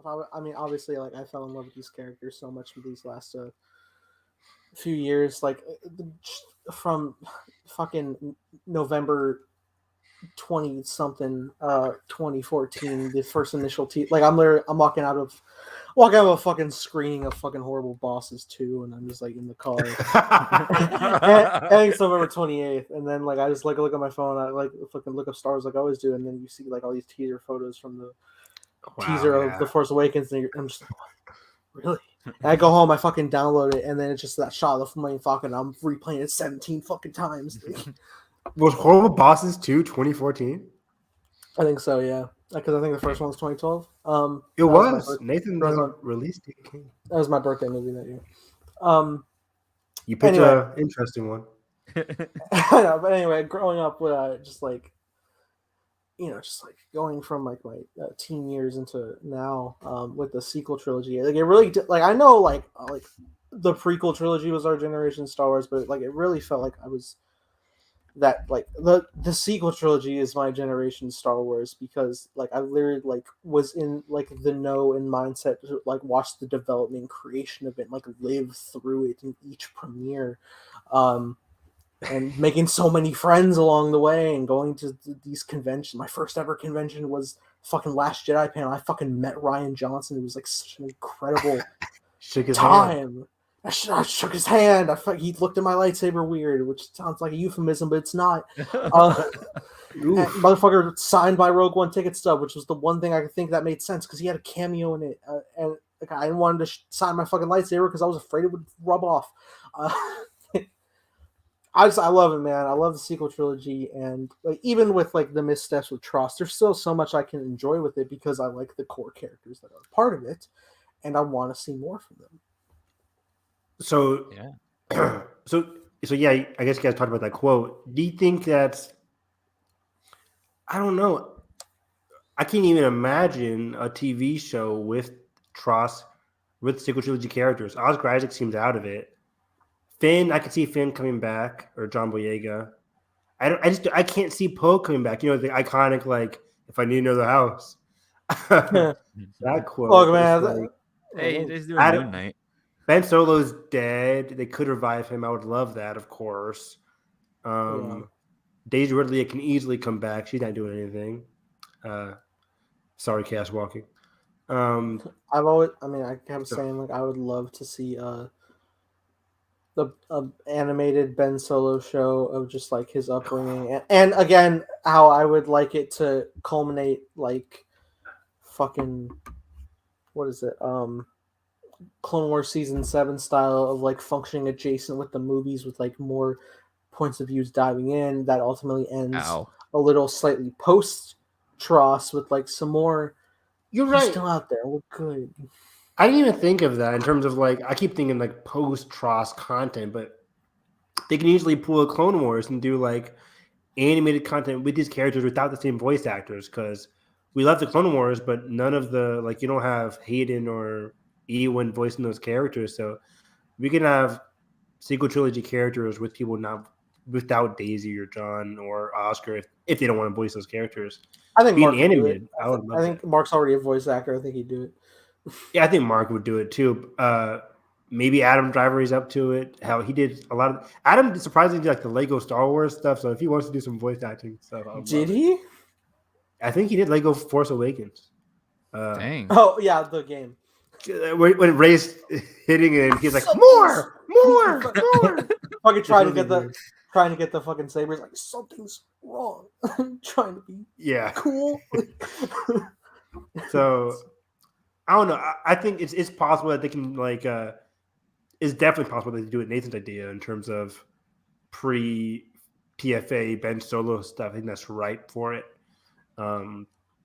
The fact that he made that Rise of Ben Solo, Rise of Kylo Ren comic book, maybe that kind of lessens the chances, but I still think it's possible for like a pre-TFA kind of stuff with the sequel trilogy characters, even pre-Trust stuff. Like there's a lot of content that they can really dive into in an animated fashion. Again, animation, that's the way to go if you want to fill in gaps and do a lot more opportunities. But I still think I would love sequel trilogy characters coming back. I think I love those characters too. Just like Nathan said, it's my Star Wars.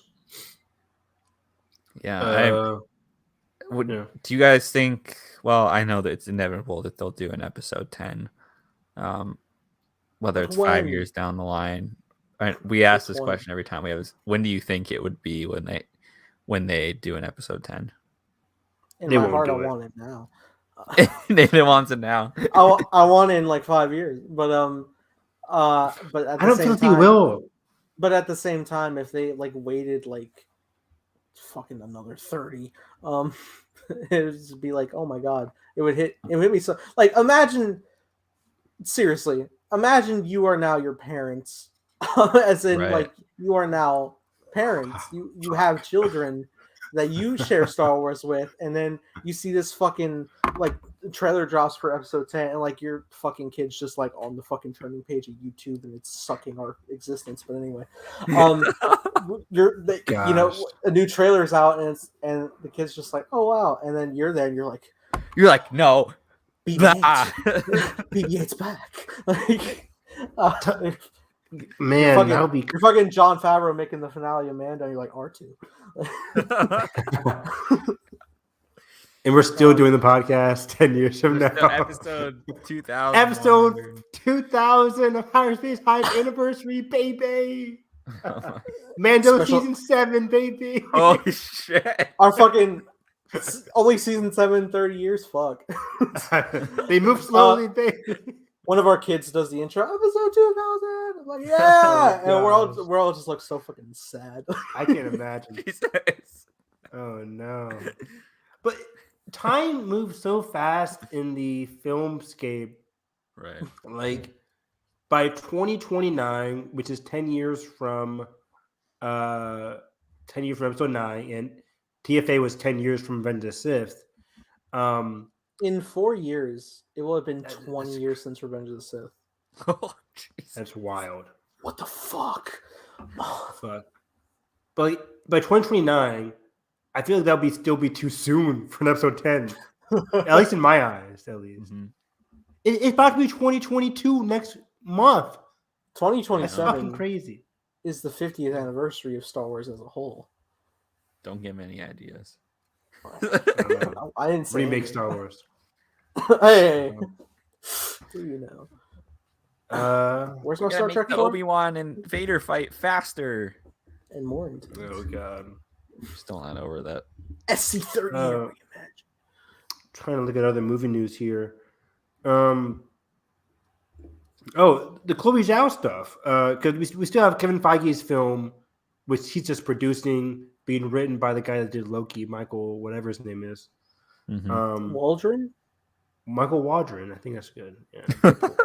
I thought you said Cauldron. I'm like, what? The Black Cauldron? Yeah. The Leaky Cauldron. The Leaky Cauldron. That Harry Potter? The Prancing Pony. Diagonally. But Chloe Zhao was rumored to do Ken Feige's film. She had a lot of comments about doing whatever Ken Feige wants her to do because she had a great time doing Eternals. So it looked like she was going to be doing that, but then THR at the end of the week said No, she's not doing the Kevin Feige movie. Do you guys tend to I thought believe she that? said she's not doing it. Or Am did I she say wrong? that? I thought that I was thought just it was THR. I thought it was an interview quote from her saying, "I'm not doing it." Oh, I thought it was just from THR herself. I could be wrong. I What do you guys think in general? Would you guys like her to see it though? don't know what to believe anymore. But that's a mood. But would I like to see it? After Eternals, very much so. I am 1 for 2 of Chloe Zhao's filmography. She probably made more than this, but of the 2 films I've seen by her, she did the horse movie. God. Old Yeller, what's it called? The Rider. I hate both. Old Yeller, the fuck. All right. I want to see her in Star Wars. I would love. Cool. I think she really brings something refreshing to like the blockbuster medium of the franchise.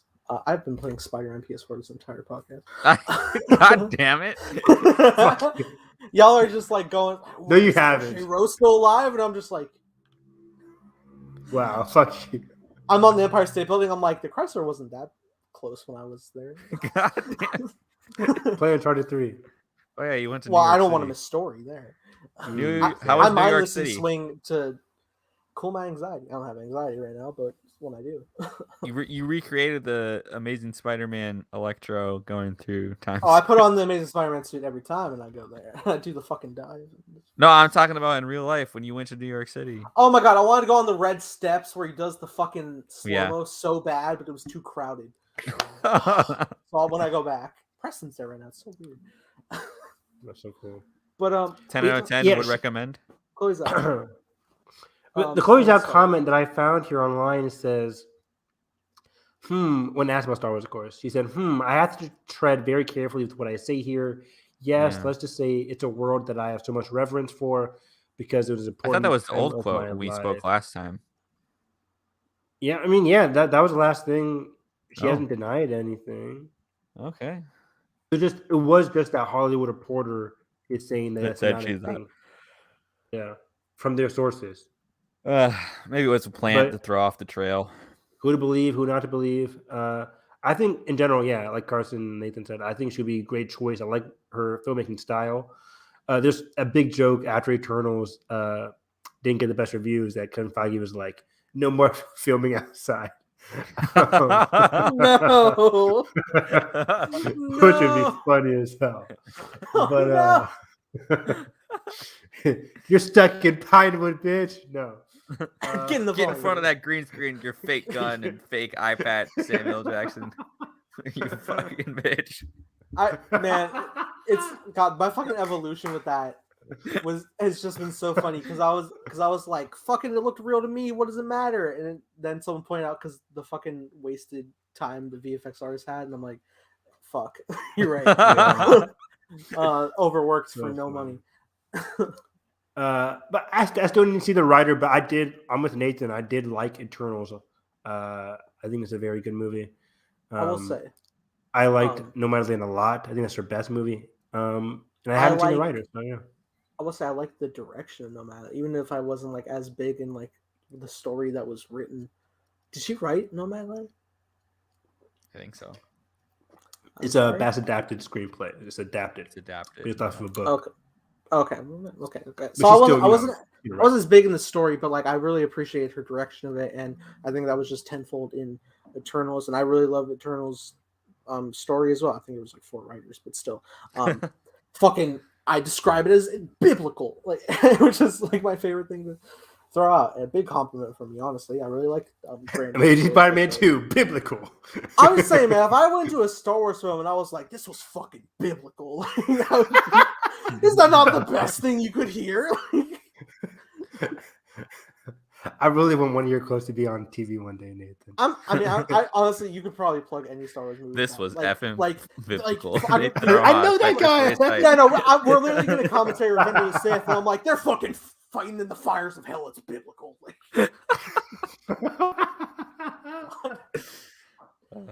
Oh man. Yeah, good on you, Chloe Zhao. I would love for her to Attack do on Titan. It's biblical. No, that's biblical. But when are we doing Prince of Egypt? Speaking of biblical, I know, right? Man, that movie. It's banger sick. of a biblical. Banger of a biblical. A biblical banger. A Bob? Add that to the fucking merch.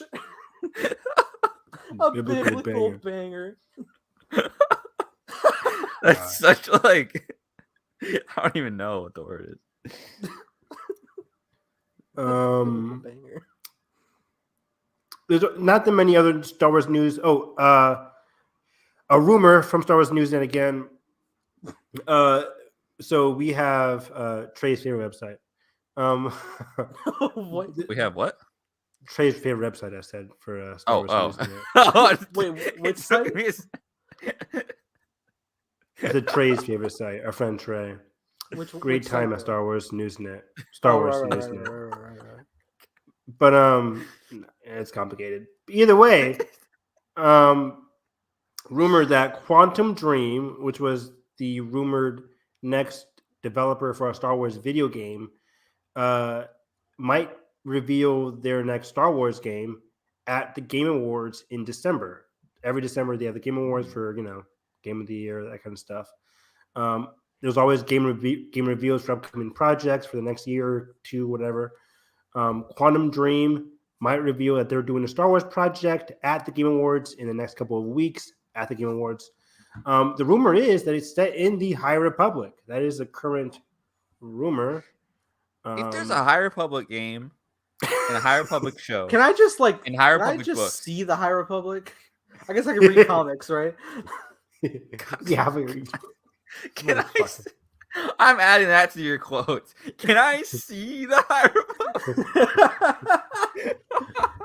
Can I fucking have a visual reference point, please? There's literally comic books. There's so much concept art too. There's children books. There's concept art. Jesus. Yeah, you know what? Go pick up the Crash High Pound. What is the Crash Point Tower? I don't fucking know. Does the Crash Point Tower have pictures in it? Race to Crash Point Tower has images. Even like every book, like a lot of the Jedi had a children's 5-page book thing. Fucking High Republic charades. Markion Row. Anyways, I don't know what that was, but yeah, Quantum Dream has had some controversy though recently in terms of their developers not being the best. I don't know if you guys have heard about that, but I just some of the Quantum Ant-Man Quantumania because that wrapped it up. Oh, nice. Is this any connection with the Blizzard? Not Blizzard. No. Oh, thank God. That's bad. But Quantum Dream, some of their developers did say some, I think it was racist things or some problematic. You know what? Let me look it up because what else? Oh God. We go live to the share screen. What's with their issues? I should Google Quantum Dream issues. Nothing warms my heart more than just making Evan fucking cackle. Okay, the alleged toxic workplace, including racist and sexist behavior, digital alterations of images of their employees, crunch culture. Oof. Yeah, there's some things here. Of course, they replied back saying all allegations against our studio are proven wrong. So it's back and forth. Anyways, they're rumored to be doing a Star Wars game. It's rumored to be set in the High Republic. But yeah, if it's in the High Republic, that'd be freaking crazy because that would be one of the first big things for the High Republic aside from publishing. I would love that. I'm still waiting for Fallen Order 2. That should be revealed at the Game Awards. I would love that. Because Fallen Order 2 came out the same year as isn't Fallen Order 2018 or was it 2019? 2018, I want to say. Fallen Order? Or was it 2019? It was 2019. Came out the same year as Rise of Skywalker. Yeah, Fallen Order 2019. So I think when we get the sequel, because we literally went to the fucking panel. Yeah, I was gonna say. We did.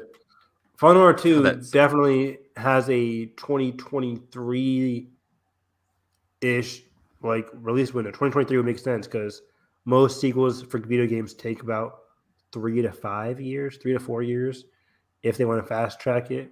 So I would definitely see Fallen Order 2 by late next year if they really want to get something out there. But that's pretty much it for Star Wars news. There was Dark Horse. Oh, actually, big news. Dark Horse Star Wars comics are coming back next year in 2022, which is huge. And so they have done non-canon comics before, or don't they have the canon Son of Dathomir comic? Yeah, which is great. They did Son of Dathomir. They did Star Wars comics up until like the mid 2000s. So Son of Dathomir was like 2011 or 20 or something like that. Yeah, Dark Horse has done a shit ton of Star Wars content. I think I have like 5 issues of like the Vader. Is it like Cry of Shadows or something? Ooh, that's the one where post Revenge of the Sith stuff, where he's like killing Jedi. Yeah, it's with he's teamed up with clones and stuff. I haven't read it forever. I bought him in like 2016. But one of the Twitter accounts that I follow, like Star Wars comics or whatever, they were retweeting a lot of like the best Dark Horse comics from their era, and there's like tons of like Rogue Squadron, Old Republic comics, post Revenge of the Sith comics, or not Revenge of the Sith, post Return of the Jedi comics from Dark Horse. Like that's where you got a lot of the Legends classic tales, like with Mara Jade and all that stuff came from the Dark Horse comics. Even like the Sith, the Rule of One, classic stuff with post Return of the Jedi stuff with the what's his name, Darth Crate. If you guys ever heard of him, he was from the Dark Horse comics run. Who he was like the new Sith after Return of the Jedi. But either way, Dark Horse is coming back. They said they're going to do High Republic, Old Republic, basically every era of Star Wars is going to be for all ages. Dark Horse comic, which is great. But it's crazy though. 2022 is going to be the biggest year for Star Wars because it really all those TV shows. High Republic's going to be in full swing. Celebrations next year.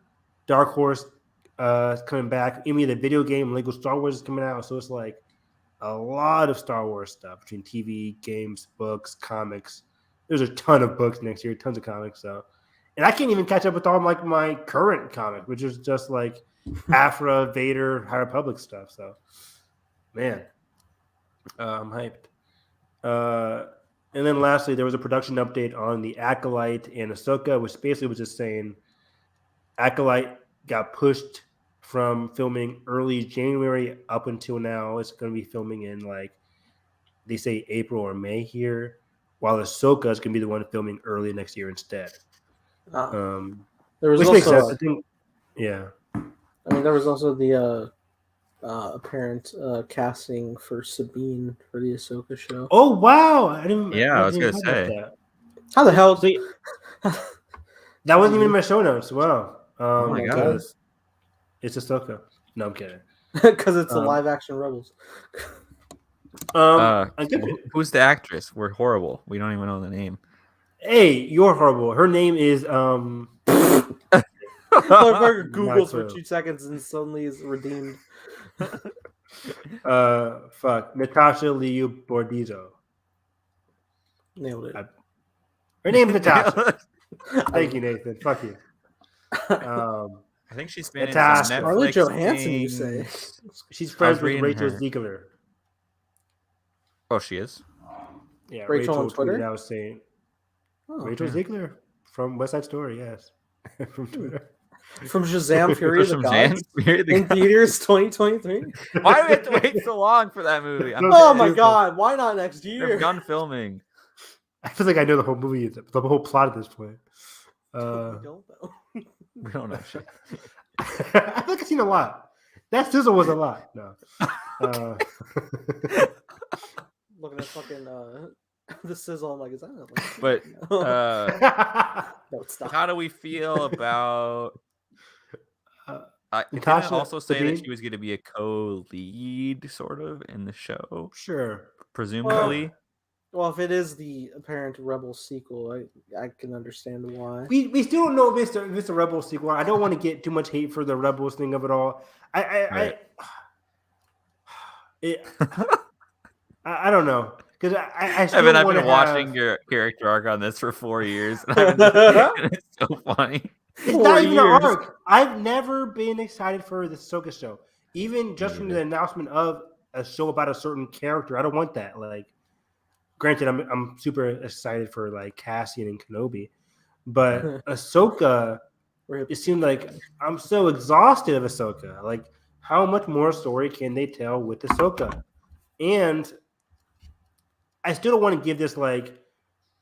I don't want to say this is fully a Rebel sequel because there's still room for this to be like, oh, we still could get an animated thing if they a do backdoor like pilot. Actually.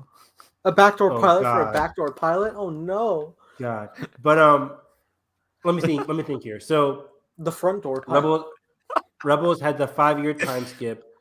Ahsoka show seems to be taking place after Mandalorian. After Mandalorian and after the epilogue of Rebels. This show seems to be taking place after. No. That's the thing. So Mando, or this Ahsoka show, or Mando in general, could it still be taking place prior to the epilogue of Rebels? Could it? I don't think so. I forget my Mandalorian timelines because Mandalorian 5 years. Mandalorian is 6 years after 5-6 years after Return of the Jedi. We were like a couple of years behind A New Hope at the end of Rebels. Well, no, by the end of Rebels, where we found it was post Return of the Jedi. Return of the Jedi as well. Mm-hmm. So it has to be after. There's that one weird quote from Filoni where it says, like, you never know, it could take place before the end of Rebels. The timeline's a bit iffy. But the only motherfucker. Yeah, I know.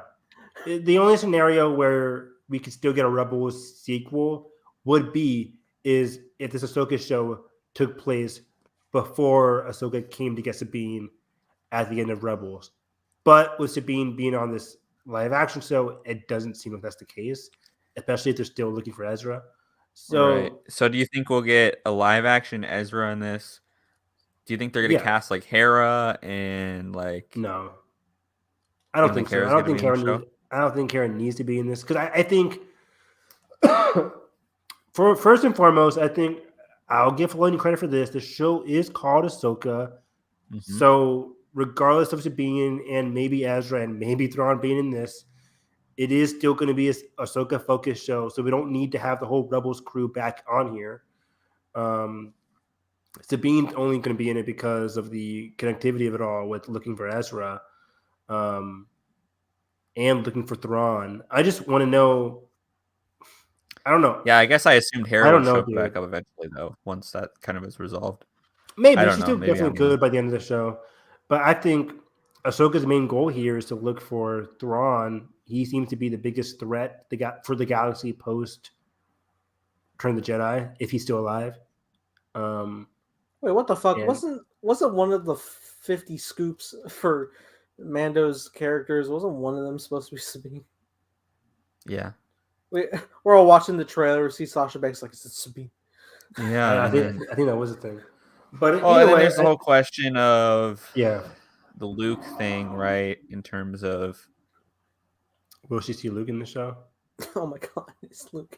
Is that what you're saying, Carson? Or well, I've just seen so many people tweet like, "Oh, I'd love to see like them interact about the Grogu thing, blah blah blah blah." Because that I don't want to say 0% chance like, I'll be wrong again. What is Ahsoka's role in this beyond? Like, I think right now we've done so much development of her. I see of like her arc on the way out in terms as a mentor to the younger characters right now. So I'm confused what the through line of the show is going to be. I'll give it the benefit of the doubt that he wants to write something, which I thought would be the full Rebels sequel, as Ahsoka as more still of a supporting thing in that. But now, with Ahsoka at the forefront, I'm confused on what the thing is going to be. So that's why I keep bringing up all these other people, because I'm like, okay, we're going to need stuff to fill the time, because quite frankly, I don't know what Ahsoka is going to be doing right now. Yeah. Nathan, are you playing Spider right now? Yeah, I very much. I can tell. I started laughing. No, I'm just. He's like, oh, swing. It calms me down. I swing. This show is just a show I don't want. I don't want the show. Guys, I don't want it, Mark. I don't want it.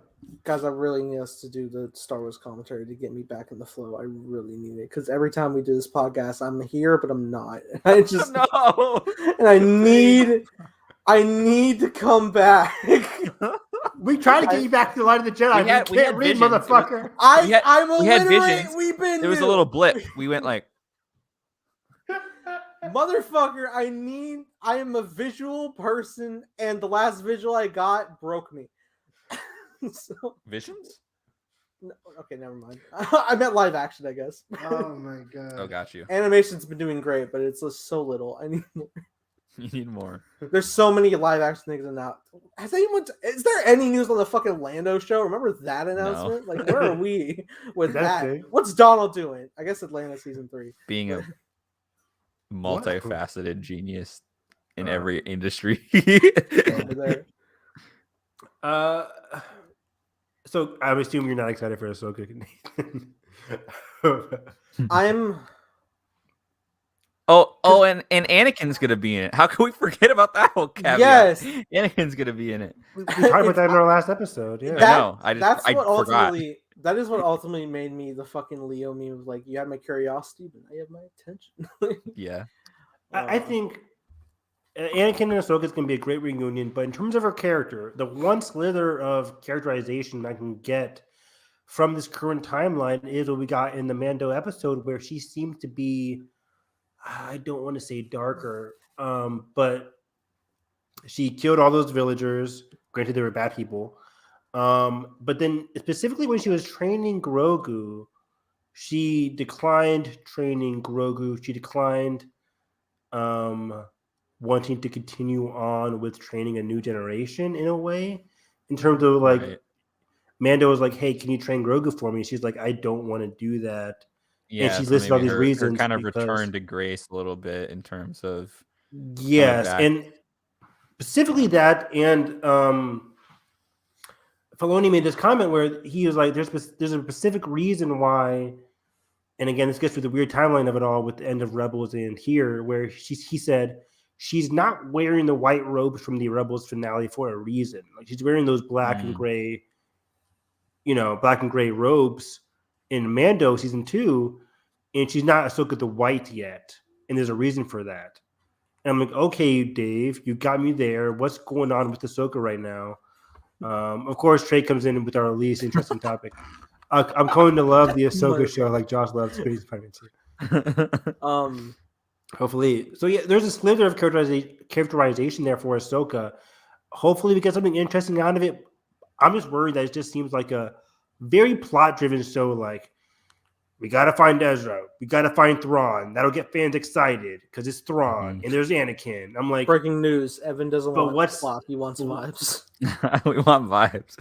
I do. Well, I want character. I'm like, what do you get? I've never been a huge Thrawn fan, so I hope I'm wrong about the show. I hope to be pleasantly surprised by this show. But it seems like very plot driven. It was like we had to get from A to B. Like, we got to find Ezra. We got to find Thrawn. Fans are going to lose their minds over a live action Ezra and Thrawn. But I'm like, the show's called Ahsoka, so what Ahsoka going to be doing with the driving force? And also, I wanted to pick your brain on the Filoni aspect of it all, because he is writing the whole thing, and presumably he's going to showrun and direct. I would assume, like, this is baby. Yeah. He had a quote this morning saying he's been thinking about this for a very long time. So, assuming that he is directing, and given his shallow dip into live action directing so far, do you worry that he's going to get you think he's going to get strained as a creator, trying to balance figuring out his own story and writing, and then also the responsibility of directing all these things? Obviously, he has a ton of help with everybody. I think I don't think he's going to be drained creatively. I think he's a very smart creator. Not like that, but do you think the final thing will suffer a bit if, he's just kind of directing? If he's directing all the episodes, I think it will suffer, yes. That's just my opinion. Okay. I don't think that was what I wanted to ask. I just don't think he's that great of a live action director in comparison to the other ones they have on board. Like, The other ones have been directing for longer. I mean, granted, not Bryce. Bryce is pretty new as well, and she's great so far. I don't mind Gabe's direction but of I mean, episodes. it's not awful, no, but it's just like in comparison. I think it's just it's fine. It's fine. Mm-hmm. Honestly, I feel like with the just the structure of the story of Mando, that all the episodes directions they just sort of like meld together. Which I've talked about. Yeah, you like Taika. You could tell that was Taika's. Like even Ant-Man dude, Peyton Reed. His episodes are fine. And that's the other thing I wanted to ask. Do you think this will be distinctly visually different from the other shows, or will kind of meld into the Mando volume look? We're gonna get the same thing. We're gonna have the same reaction we got out of the Boba trailer. Boba Fett, where we're like, oh, this looks like a Mando world. So yeah. I think it's gonna be very volume-esque or whatever. I don't know. It's gonna look like the volume. Which it's so funny because like the volume 2 years ago, we're like, that's so revolutionary. Now it's like it looks like the volume. So I mean, it's a good look. It still looks great. Yes, beautiful. But it's like, but I guess it's stuck. It's stuck in one look. Exactly. Yeah. But again, Ahsoka, they have to sell me on it because I'm not excited, Bob. We shall see. It should be a 2023 show at this rate. So, yeah, I would say 2023 right now is early 2023 Ahsoka, mid 2023 Acolyte, late 2023 maybe Mando season 4, or maybe maybe Lando. I will say Nathan's like, I have to go through a whole other season of Mandalorian. Holy shit. Man, they really they got me. Mandalorian arc is crazy to me. It's so good. You were the one that was most excited for the longest on Mando season 2. Me and Carson were the detractors. Remember early on, me and Carson were like, I don't know about this, Bob. And Nathan's like, Evan, I think this could be good. Evan, I think you're wrong. Then the finale hit. Motherfuckers, they colors just changed. Well, they fucking entrapped me with a fucking IMAX expansion in the premiere. Like, which is fucking the best of the whole season. Good job, John. Episode 1 of season 2, yeah. And even episode 1, go back to our records of. We're like, glad to be proven wrong. Cobb Vamp, awesome addition. I'm like, I didn't like that end credit of Boba Fett at the end of Mando season 2. Oh, right. Yeah, I forgot about that. What's really funny? I was like, I don't know about this, guys. I don't know about this. What's really funny is like, Evan was like, in a firm stance of like, there's no fucking way they're doing this, and I'm over here like, I don't know, Evan. I think they could go a route where like he's calling out to, I don't know, maybe Luke, and then Boba Fett comes in, and then that episode happened, and I'm like, oh shit, I called it. And then in hindsight, are you happy? Yeah, and then 6 minutes, I'm like, but at what cost? What did it cost? It's just because like I'm watching every update fucking breakdown video every week, and I'm just like, oh shit, is stuff gonna go here? Where's Mephisto? I remember watching every week. I was like, Alex from Star Wars Explained made a great point of where the show could go. The show did not go that way. Once again, like so many fucking months prior to any footage, we're just like, the fucking ideology between Boba and fucking what's her name? Katie Sackhoff. Bo-Katan.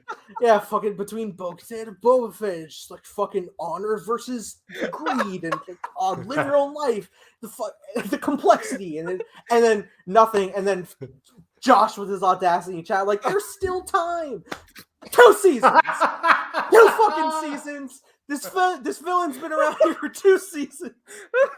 There's still time. Get the fuck out of here. And I'm over here like Moff Gideon standing around. And I'm over here in chat with another Filoni project, and I'm just like, fucking Avatar in like 3 seasons, and we developed so many people, and we can develop whole people in 20 minutes. And Josh is like, and I'm like, fuck you. The psychological warfare that Moff Gideon used on Mando. Iconic. I'm 4 out of 5 days into my work week. I'm tired. I can't. We can tell Nathan. Nathan's going. I'm trying to fucking complete a song to drop on my birthday. I'm an idiot. It's life right now. But I've been yeah, sober Moff since Gideon's March. trash. Trey's still here. No, Trey came back. Oh I saw no, the view dip. I saw the view. Oh man, Don't. I'm fucking Norman at the end of Spires. Like Trey, don't tell Josh. Too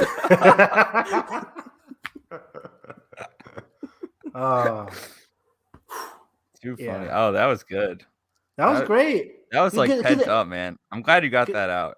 Me too. We're talking like we're not live anymore. I know we were still totally live, but it's funny because that's what Mando season 2 does to you. We don't feel Mando season 2. The episode that broke me was Mando season 2.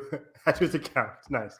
The episode that broke me from Mando season 2 was the Ahsoka episode. Because I think I was like, I did not like that episode, and people loved it. And I'm like, it's literally my birthday episode. It's a backdoor pilot. 5? It was like episode 5. I'm like, I didn't like this one at all. It's funny because I actually was. And then episode 8 happened. I was digging it, especially visually, and I was like, cool. And then they dropped the Thrawn thing, and I'm like, no, not like that. You could not like this. You could ask my brother. Not like this. You could ask my brother. When that show ended, I was just like, I was yelling at the screen for like 5 minutes. I'm like, she's mentioning Thrawn. What the fuck does that even mean? Why did they even do that? That makes no sense. Poor Jalen sitting there like. He was like, so you like it? I'm like, no. Jalen's over here like, no. I was like, Jalen, that makes no sense. Thrawn's not even going to be in the show. So why even mention him? They're just doing this to connect bullshit and connectivity and bullshit and Marvel bullshit. I was pissed. Marvel bullshit. Because I hate connectivity. I hate it. They always want to connect shit now. Anyways, that's the podcast. I think we're out of movie news. We've been vamping for like 10 minutes. I think we did actually cover all the news, which is surprising. Sometimes we just don't. Yeah. I think upcoming stuff, hell, Boba Fett's next month. That's exciting. Mm-hmm. Looking forward to our review. Are we gonna do? I really am because I'm so curious. I would love to be wrong the first week and be like, that was a good pilot. I'm wrong. Like I'm shocked I was swayed at all by the teaser. I think I really need to reserve judgment until like I just sit with it, because every time I have like my first response, I'm like, oh, because I'm fucking like reactor man. Yeah. I'm just like, oh, it's visually pleasing. But I mean, I actually am like legit. I dug the teaser enough, so lifelong Nomadland fan reacts to Nomadland teaser. I'm literally an optimist, man. What can I say? But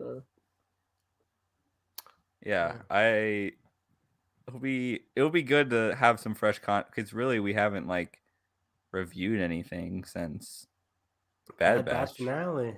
Man, been kind of a dry spell of things in terms of TV. In next year, we're going to go from Boba Fett into Kenobi. It's going to be in celebration, like predictions. Upcoming episodes of Hyperspace hype in general. We can do an episode in person. Oh, dude, in person at Celebration. That would be super cool. At what cost? Man. Celebration. That's going to be fun. Now we can all equally lag on my shitty computer. I'll bring my laptop. Carson, we're using yours, man. But yeah, man, the sooner we do commentaries and rejuvenate the love, the better. Maybe we do it as a build up to Celebration. I would love that. Yeah, we could get Noah to Celebration. That's our friend Noah. For people watching, our friend Noah. He lives in Sweden, Norway, right? One of those Norway. Fuck, same thing. We just lost the audience in Norway, and in one fell. We lost 2 countries in one fell swoop. Isn't it? I always got them confused. Like I did the map of Europe test, and it was like Finland, Norway, Sweden. Aren't these 3 like right next to each other? Remember when John Cena had to come out and apologize to China because he said Taiwan was a country? Yeah. During the Fast 9 press tour. I apologize, Sweden and Norway. What's the difference? They're the same thing. One has good cheese, right? Join us next week where Oh no! Don't tell me no. Join us next week, where we'll be starting our commentaries for the Matrix trilogy. Oh shit! Yeah. Yeah, it's the time.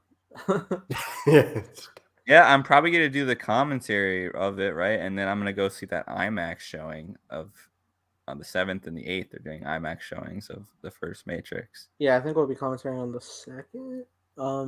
Yeah. But that's fine. And I think Kelly's going to join us for her first viewings of the trilogy, so that will be fun. Wow. She hasn't seen the Matrix. Uh-oh. She's like, "What is the Matrix?" I'm like, "I can't tell you. You'll figure it out."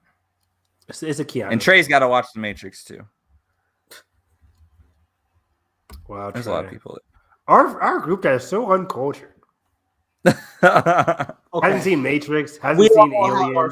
We all have our flaws. We just didn't get to yours yet. Dang, I love that line. It's biblical banger.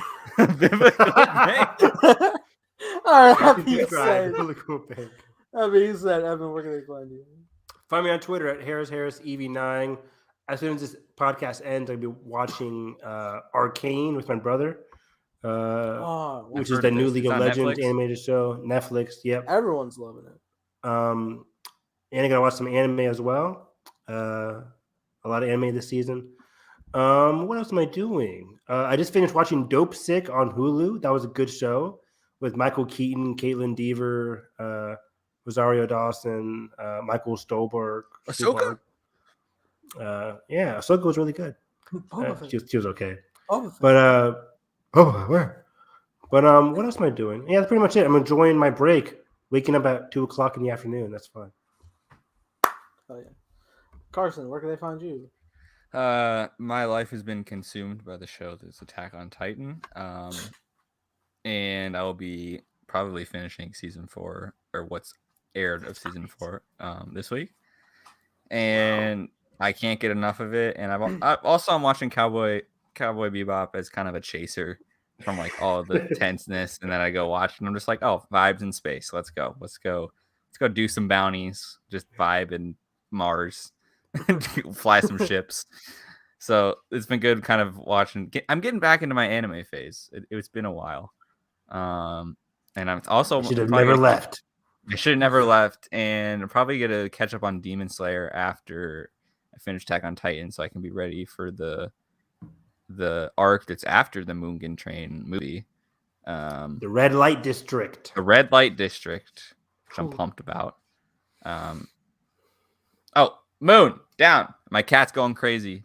But yeah, over on Twitter at the Film Carson. That's pretty much it. I like a little Red Riding Hood over here. My rap name. Oh my god. Yeah, man. It's my birthday this weekend. I'm turning 23. I'm feeling 23. 3 claps. Like an empty auditorium. Nathan, I saw you like quoted a tweet, and then it was like the worst. Nathan, you quoted that tweet, and it was like the worst thing that happened to you is it turned 23. I was like, damn. Nathan and I wrote timely. And I wrote, damn, a month from now. Every fucking year, it's just like, it's the specific age where it's just like, this is the worst fucking year. And I'm just like, shut the fuck up. Shut up. I don't care. I die every day. Wow. Let's end this podcast. That got dark. Let's go. Oh, how many credits. Dark endings have I had, man? But a lot. We got to stop that. We're episode 58. No, but in positivity, we're going to be watching E.T. this week live, which should be fun. And then, not so live, but I'll edit it later. I'm watching another movie with my other friends' groups, which include Emma, who you've seen here before. Or at least on My Cup of Tea. Never heard of her. Well, we're watching my all-time favorite Muppet movie. We're watching Muppet Treasure Christmas? Island. Oh. No, that's my second favorite. Muppet Treasure Island, which is dope and has Tim Curry in it as a pirate. It's great. It's the best, man. But yeah. It's good. Don't stream my song. It's probably bad. So that being said. No, stream the song. Cowards, you won't. Carson's going to take one listen and be like. I'm going to play it again. Watch me. I'm going to replay it again on mute. All right. But yeah, that being said, guys, if you enjoy our podcast, make sure you hit the like button, subscribe, and already. That being said, hope you have a great day. May the force be with you always.